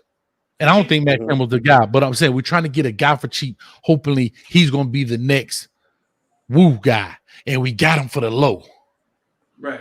And it's like anything else, dog. You get what you pay for at this point. We are not. And again, Manny Diaz has not had an opportunity to go anywhere to prove his worth. At least in Matt Campbell, he went to Toledo, proved what he could do, came up the rank, right? Most guys who did it, they did it at a lower level. Lou Holtz said it best. I made all my mistakes when I was at smaller schools, and when I went to Notre Dame, I knew what not to do. I was watching that show. He said that. It's the same. Right. Manny He was Diaz talking about has Randy Shannon. He was talking about Randy Shannon when he said that. Exactly. And remember this, since Larry Frank brought up Ed Ogeron, Randy Shannon was not University of Miami's first pick. It was Houston Nutt and John Gruden, and neither one of them wanted the job. Listen, neither one of them wanted the job. If dog, listen, we need to. If you're getting the head coach, you're trying to get a cheap head coach, right? Then what type of budget are you working with when it comes to hiring a staff? If it keeps happening like that, Hayes, we're gonna keep drinking Hennessy, Jack and Coke on Saturday afternoons, though. I totally agree. If you're getting a cheap head coach, then you can't be going in there and saying, all right, dog, go ahead and spin out on the assistants. Then that means the whole operation is mom and pop. I agree. I totally agree. And here's, I'm going to say this to you, just like you just said it, bro. I agree with you. But what I would like to do is something that we have not done. You can still get, quote unquote, a cheap head coach at a low that has done it at a lower level and made some mistake. Let's look at our previous coaching staff. Again, Randy Shannon was his first job. Okay, he made some mistakes, right? But what Randy Shannon did was believe the university, and they fired his behind because he told him to clean up the program. That's what he did. He didn't win enough games. Get out of here. Then you go bring in Al Golden, right? Again, Al Golden had a previous job. He made his learning mistakes. So he did that, and we weren't all that great, but we weren't that bad. He was stubborn about firing somebody he liked, or that's in the family. Mark Richt, same thing. He had a head coach job. Now we go get a guy that doesn't have a head coach job. We at least if you get a guy, if we're not going to spend out, if Alonzo Highsmith said that we had the money, but we ain't gonna spend the money, get a guy that has gone through the fight already. And this ain't an OJT job, on the job training job. That's all I'm saying. Now, here's the deal. If we don't want to win championships, then get a guy who goes through that, and that's cool. I can take that. But then we'll be just like what Mark Richt was. And I don't mean no disrespect, but it was what it was. He was at Georgia that had way more talent than Miami. It was 9-3, 10-2. Hurt you if you don't watch it. And that's just what he was. And that's exactly what he did here. Right? He got talent. He got all these people in here. And guess what he did? He went just what he was. You're not going to win championship with that guy. You're going to have to make it the job so enticing that the next guy wants to come in. And think about it, in the past 10 years, there's only 4 head coaches, especially since this playoff thing has started, plus Ed Ogeron, who's the one outlier that's really been consistent. Ohio State, Clemson, Alabama, and what you call it? Who's the other one? Doggone Oklahoma. Right. And look at Oklahoma. They can't win either. As much talent as they got. But at least they in the fight. That's all I'm saying. So if we're not going to spend the money and we happy with winning the Coastal, then go get your middle of the road dude. So do we get a new AD Coach Hayes? You definitely get a new AD, unless back to what you said. What's the purpose of getting a new AD if the new AD that you bring in is under the same restriction as Blake James, and so far as how much you can spend on the coach? Yeah. So back to what Streeter said, what's the purpose of getting a new AD? At least people say this dude raised a bunch of money. Why get a new AD? Why get a new AD if this dude has proven he can raise a lot of money, but we don't want to spend it on him? Hell, at least put it into the other sports too. I don't know what they're doing with the money he's raised. Why don't the suits at UM know that this is not an OJT position? Why don't they know that? Because we haven't been relevant. It makes no sense. It makes no sense. That's almost like saying you the head coach. What's the last high school you was the head coach of? At Olympia. You the head coach of Olympia. You the head coach of Olympia, right? and everybody's saying, "Hey man, y'all need 3 sets of uniforms," and you the head coach, and you like, "Nah, 1 set okay." Like, but you the one. It's you. It's your pride. You the one know. It's your job. You know what I'm saying? Like, why wouldn't they know that this is not an own job, OJT position, and they've done it over and over again? Good question. Well, it's back to what you're saying. In my opinion is one, and I don't know who are the people that's on the board of trustees, right? Just because you're on the board of trustees, that don't mean you have allegiance to Miami. I don't know how you get on the board of trustees. I don't know what the requirements are. I don't have any clue. But whatever everybody call them the BOT. And the first, I thought they were talking about bots, but the BOT. Right. Well, guess what? If the BOT don't give a matter of fact, Gino Toretta on the BOT. How long he been on the BOT? Where his voice at? Let me see it. Been on board of trustees. See, I like looking stuff up. I think because I want to know how long she been on the board of trustees. You seen the new depth chart? The new For what? depth chart. No, that don't mean nothing to me. That don't mean nothing to me. He got clock started, fool. In front of who? Your boy Boulder? In front, they got couch. Man, they got clock start and they got couch third. Ivy second. Oh, at cornerback. Cool, I got a better one. Can I tell you something? That blitz when TVD took that blitz, dog, that was all on Devon Donaldson, dog. We ain't took him out yet. He hasn't made a play yet, dog. And they try to blame. See, sometimes optically things look bad. It looked like Rooster woofed that block. That was a 3 technique. That wasn't a blitzing linebacker. If you go watch that play, that dude is lying head up on Devon Donaldson. Devon Donaldson say, "I'm finna go block over here."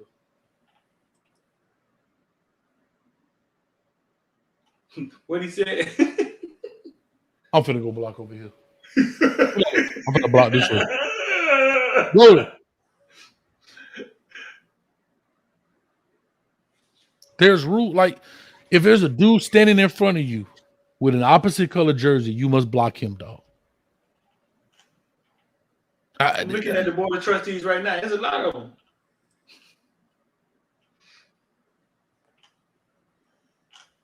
Played in day 305. The Suits don't want the university to be known as a football school again. It was good when football was building its medical program. Yeah, I don't think they ever. I think Miami got lucky and became good at football. I think they hired Snellenberger and he came in there and he was the pioneer and he was a pirate. He was what's the word I'm looking for? And he said, "Y'all brought me in here to do football. I'm gonna do football. I ain't trying to hear that shit y'all talking about." It was the same story. They didn't want. So I think they got lucky, and then it almost as if they got lucky, like 3 coaches in a row. Like they got lucky, like they got lucky Jimmy Johnson. They got lucky Dennis Erickson. Mm-hmm. And they was almost like, man, we don't want somebody with that strong of a personality down here telling us what to do again. But again, you're 100% right, and that's the problem. That is the issue right there. When you got a Jimmy Johnson, right? So when you got when you got Jimmy Johnson and all of that stuff, he wasn't no winning coach, was he? Maybe I'm wrong, but I don't think he was winning when he was at was it Oklahoma State or something like that. Who that, Jimmy? Yeah. I'm looking at it now. Jimmy Johnson, Oklahoma State. He was 53% win. He was 29-25 when he came here. When he came to Miami. What was he? So 29-25. 29 wins, 25 losses when he came to Miami. And it just worked out. Why did he get hired? Like, do we know the story behind that? I don't know how he got hired. Yeah, I don't know if he got fired or whatever. But here's the deal. Yeah, he went 8-4 his last year at Oklahoma State. He went 8-4, and he won the Blue Bonnet Bowl. And then he came in. But here's the thing: you talk about loss. He came in Miami. They went to the bowl. He lost the first 3. Fiesta Bowl he lost. Sugar Bowl he lost. Fiesta Bowl he lost. So that's what I'm saying. When it comes to coaching, it's a crapshoot sometimes. You don't know what you're going to get, dog. And here's the biggest thing. The board of trustees are not qualified to hire a head coach. What does that mean? When they sit in a meeting, do you think they go over X's and O's? No. Can I tell you something? Ain't damn principal. Very few principals in high school are qualified to even hire the head coach. You know what they talk about? Every interview I've been on, you know what it is? What? Now, one person asked me for a playbook. Now, one person put us on the board and talk. Now, one person asked me my football philosophy. You know what it is? They give you a bunch of scenario questions. So, coach, what's your discipline philosophy when it comes to the kid? So, coach, if I suspended a kid, he's your star player. Would you come in and try and would you come in and try and vouch for him? They want to make sure you're not going to go against the grain of what they're doing at the school. You sit in there, you say what? Of course not. Of course I would never go against you. This is your ship, sir. If you choose to suspend, that's what it is. What are you going to say? What you going to say? No, but I'm saying. Your name Toby, boy. So, and they give you a bunch of scenarios. So a student, no, but I'm being dead on it. Can you talk about that? Because here's the thing, right? I remember telling a teacher, she comes to me and says, Coach, I don't think John should play this week. I said, what do you mean why you play this week? Because he's not doing his homework in my class. I said, well, give him an F. You're not going to tell me how to run my team. I ain't going to tell you how to run your class. That's just like if I came in your classroom and say, you should give John an A because he scored a touchdown this week. Right? You should forgive him not doing his homework because he scored a touchdown this week and had 200 yards. You'll go to the principal and be like, Coach Hayes trying to make me do something, blah, blah, blah. So the same way, you're not going to tell me how to run my program. If you feel like he ain't doing his homework, give him an F. Mm-hmm. But that's what I'm saying. They try to use football coaches as crutches to discipline their kids when they're supposed to have classroom management. Right. No, give him an F. He know what he should be doing. Yeah, I'll punish him on myself, but you ain't gonna tell me who can and can't play. There's only one person that's gonna tell me that, and that's the principal, because he's my boss, and there's nothing I can do about that. But ain't no teacher gonna, Coach, I don't think Daryl Streeter should play this week because he didn't turn. The teachers ain't like you, dog. You know what I told him? I won't play him this week if you give him an A for the 9 weeks. Well, I can't do that. Well, ma'am, I can't do that either. Go suit up, Daryl. We riding. We got out of here with that foolishness, man. Streety wild, ain't it, Streety? I'm just calling a spade a spade. Man, they just I heard they fired Gulliver AD, man. He's a cool black dude from Michigan, bro. They say he fired him, fool. He used to get me in a couple of games, man. Cool dude, man. Love the media. Said they fired him, man. He was in there having relations, man, with one of the coaches, put one of the females up, gave her a job and all this stuff. But they also say he was talking to Jaylen Brown. We were just talking about Jaylen Brown, trying to get him to go to Michigan and Notre Dame, and like really talking to him about it,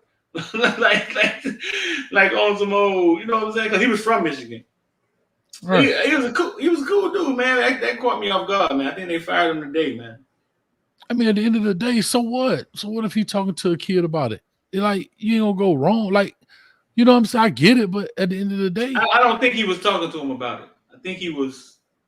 I think he was. I just ain't went to. I think he was trying to. Yeah, trying to do a little extra. Yeah, we talked about it. We talked about it with Edison. We talked about it. We talked about it when you was a coach. Yeah, that was the first thing came to my mind. You know what I'm saying? That was the first thing came to my mind. What's that? About Auburn, Nick Saban, the kid. Remember? Oh yeah, when he came here. Yeah. The first thing came to my mind. Yeah, no, like I said, this coaching thing is a crapshoot. You know what I mean? Like, look at Ed Ogeron. He got a Manetti off of just who he got around him. He found a young offensive coordinator in Joe Brady, right? Mm-hmm. And it worked. The chemistry, like you said earlier, the stars and moon align for that year. It's just what it was. You go get a second, third string dude from Ohio State, and it works out. So tell me this. So Jimmy Johnson gets lucky, right? I mean, they get lucky, and Jimmy Johnson is a face eater. But Jimmy Johnson's staff, right, went on that tree for that Jimmy Johnson tree was loaded. Did he have a country? Okay, so let me put this in words. Because obviously Miami wasn't shelving out all the money then either. So did he have a bunch of young guys that learned from him, and they went on to do some of the things he taught them? They saw him do, plus some of the other coaches. You know what I'm saying? Like, how does the tree thing work? Because I know he didn't go out and spend a bunch of money on a bunch of hellified assistants, because that's not what we've been doing at Miami. I think he just, I mean, like I say, sometimes you look up and you get a good group of guys. Those guys learn from Jimmy, or maybe wherever they came from prior to coming to him. And I don't know this to be a fact. I'm just assuming. Mm-hmm. Maybe he had an open mind and allowed people to learn and come up with the game plan, right? And put it all together.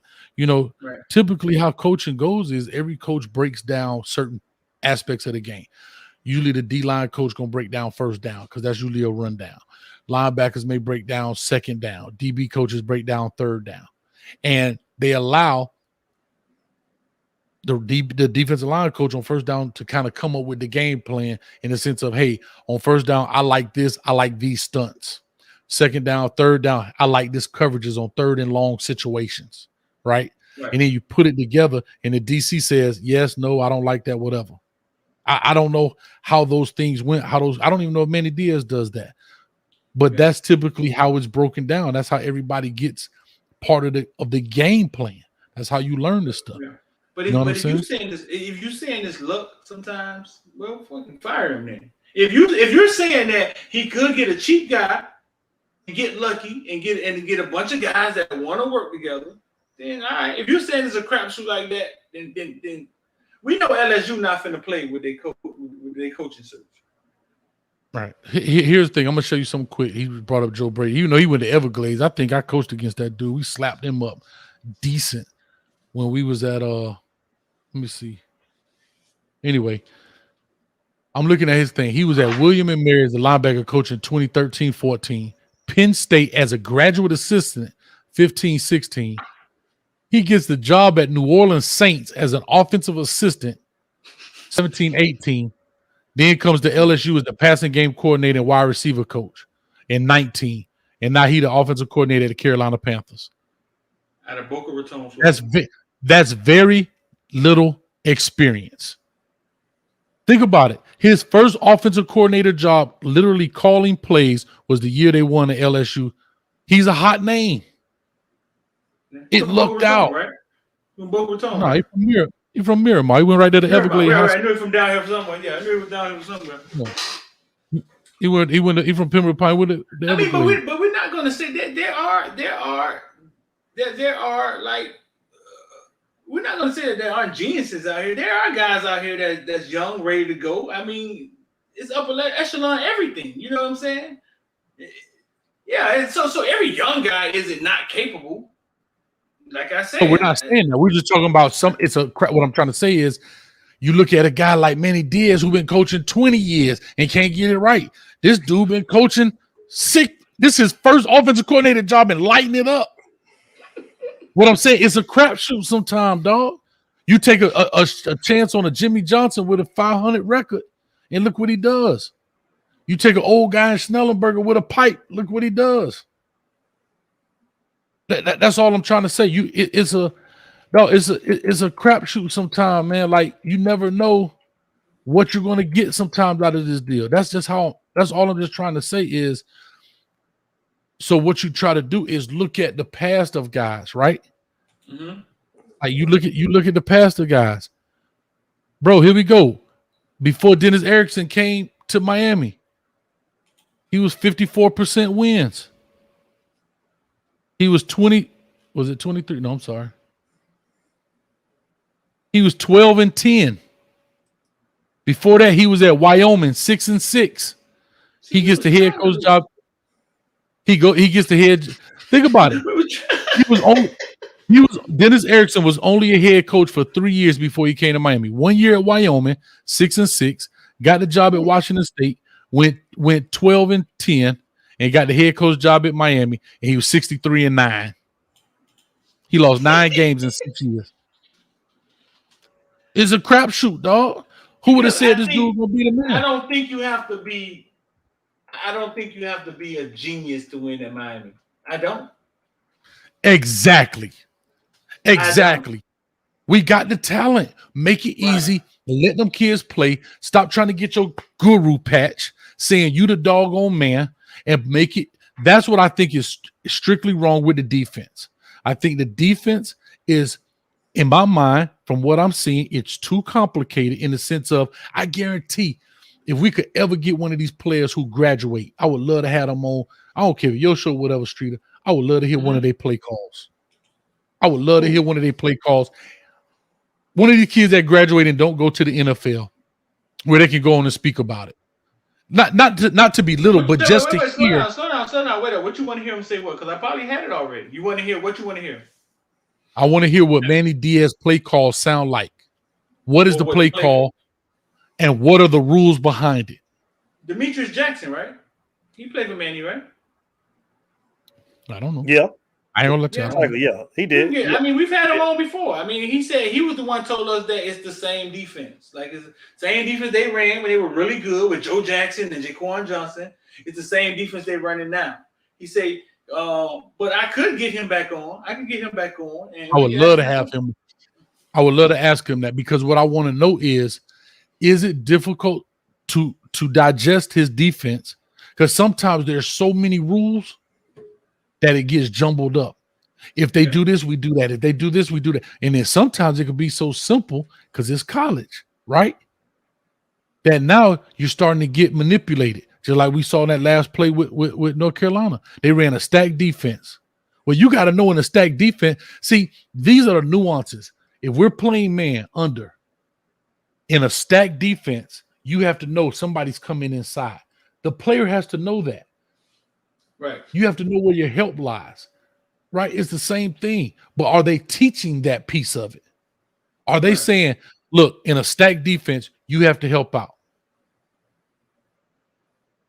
That's all I'm saying. Streeter, if he come back on, man, I asked him too, man. Shit, but we've been hearing that he don't have no playbook, coach. So I mean, what's the?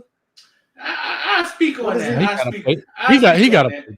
Yeah, they got a playbook because okay, I'm gonna tell y'all where that come from. I'm gonna give y'all this nugget right here. Then I'm gonna plug my invest and die, and I'm gonna get out of here. That's coming from Ed Reed. So hey, I'm glad Hayes is on here because we kind of talked about this, so you can help me explain this. So I reached out when I heard it the first time. Earl Little said it on our show the first time. We deleted it. We took it out. I called somebody down at UM. Dog, y'all don't have a playbook? He started laughing. Man, that is a weird question. Why would you ask me that? I said, because I was trying to send it to Appalachian State next week, man. They said they'd give me 20. No, I ain't say that. But what I said, he said, yes, man. He said, I'll show it to you right now. We got a hard playbook and we got a digital playbook. Digital. He said, that's a weird question, bro. But we think what they're saying is what it's an adjustment thing. I think what they're saying is they're not going to the playbook and utilizing it to adjust and use the principles of their playbook. I think that's what he's trying to say because that keep coming up. You know what I'm saying? But they do have I know for a fact they have a playbook. Okay. Right. Okay. Explain it, Hayes. So to make it easy, and correct me if I'm wrong, I don't even see Manny with a call sheet on the sideline. Maybe he does, maybe he doesn't. Like most coaches, most coaches have a call sheet, and in their call sheet is scenarios. 1st and 10, offense likes to do this based on tendencies. And you notice you always see head coaches writing something, doing something in there because they're checking it off, saying, okay, boom, they ran that once. Usually you run a tally mark. I got a bunch of them back here. Yeah. I'm just saying, I got a bunch of this stuff in here. And so what I'm saying is they usually run a tally mark within the call sheet, right? And so, like, this is a playbook right here. We can go through that day for day for day. Like, I got plays for plays.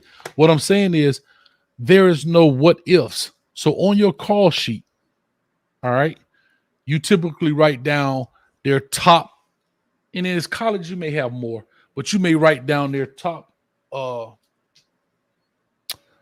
1st and 10, you probably have more because it always starts off what they call P and 10. And what P and 10 means the possession. So a lot of teams have tendency when it's a change of possession, this is what they like to run.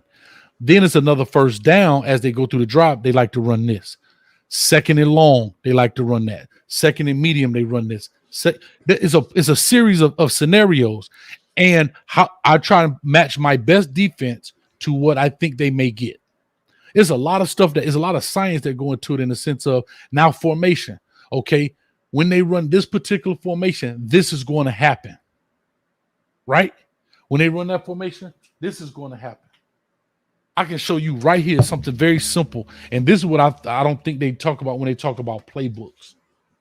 This is what I'm saying. When they're talking about playbooks, I don't know if the players get information.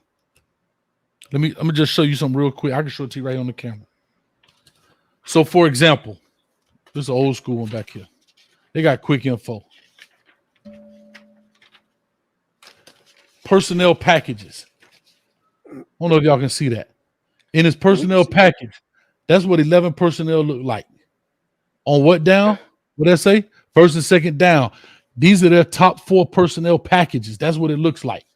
These are the plays we want to run against that package. These are their favorite runs. Those are the type of things you give players so they have an understanding of what they're seeing. I don't know if they give them that. I don't know. I would assume they do. But that's what he's talking about. And then from a coaching standpoint, what's your adjustments? How do you make adjustments to those different things? That's what I think they're talking about. So Manny Diaz not having a play sheet in his hands tell you what? That he's trying to memorize it. And when you try to memorize it, watch this. Look how simple this is. You have to do this. Formational tips. Look at this. Those boxes represent if this dude is right here, it tells you they're going to run this particular play. Breakdown. Look at that. Cover 64 versus 2x2 formation. That's what I'm saying. These are screenshots of the actual game that they ran it in, but that red box represents that's the tip. If you see a dude set the 3 technique to the tight end when he is in the core, that is telling you right there, he's the tight end. That's where it's going. That's how you help your team, dog. And if Manny Diaz doesn't have a call sheet at that level, that's bad. I'm not saying he doesn't have a call sheet in his hand, but I sure don't see him referring to it a lot, or I don't see him writing to it a lot. That's Street just on the sideline. Street, what you see? Do he got a call sheet in his hand? No, well, this year we're not on. This year we're in the booth. You had to be vaccinated to get on the sideline, and we ain't. we opted to be up in the booth. But I think those are the things that Ed Reed see. Like he's putting those things together. You know what I'm saying? Like what Coach saying. He see the same thing Coach see. He's trying to memorize it. He doesn't have a playbook in his hand. He doesn't have a play sheet in his hand. And sometimes you got to go off feeling. Like you just go off your gut. I get it. But, you know. But listen, man. I'm about to get up out of here, man. If anybody want to get involved with the stock market, holler at your boy. I'm going to send the link to my man. Let him get in. Come get you some Bitcoin. About to go rub on with Lady Booty. I'm out of here, man. Let me see that thing. What you got over there? Boy, look at that. You already make a play, man. Support them, man. Support these my guys, man. Make a play, man. You see it, bro. Make a and play. Shout out to my boy Polar Timmy, man. Y'all see it. I support him, man. These are big dogs, man. These the reason hey, why I ain't gonna lie. Do it, man.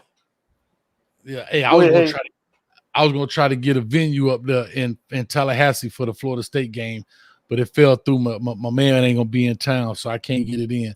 I was gonna go make it happen. Huh? In Tallahassee? In Tallahassee, yeah, for the game. Yeah. Yeah, but I can't get. It's too tough right now. Hey, y'all, we finna get out of here tonight, man. I want you talk, man. Y'all thank the big homies, man, for coming and joining the show, man. It's always a pleasure, man, to have them on, man. Football Bill and Coach Hayes, man. These are the guys that got me to start doing what I'm doing, man. We went over 10K, man, today, man, for subscribers, man, and they're a big part of that, man. Man, these guys right here, man. 10,000 subscribers. 10,000 subscribers. We went over. Awesome, bro. Yeah, we went over 10K today. That is. Man, so thank you guys, man. I really appreciate you guys. That's a huge deal, bro. Listen, man, you guys are trying to grow in a time on YouTube where the big dogs are here. My mentor always told me, bro, listen, whatever you're trying to do, get it done because the big dog's coming. And I remember walking out the Wawa one night, looking at one of my videos, and my video went off, and the Raiders versus the Steelers came on, the full game. I was like, oh my God, the NFL is on YouTube now. You know what I'm saying? Mm-hmm. And that's what he meant. He meant that, listen, YouTube ain't gonna be for Footballville for long. You better try to get it while it's getting this good, because the people coming. So take that story on with every platform. That's how it's gonna happen. So get in TikTok, get in them now, get filled up. Because when the money come in, the money's gonna be what's important. So you getting 10 grand, man, in a time like this, bro. It's hard to grow on YouTube now, bro. Hard, dog.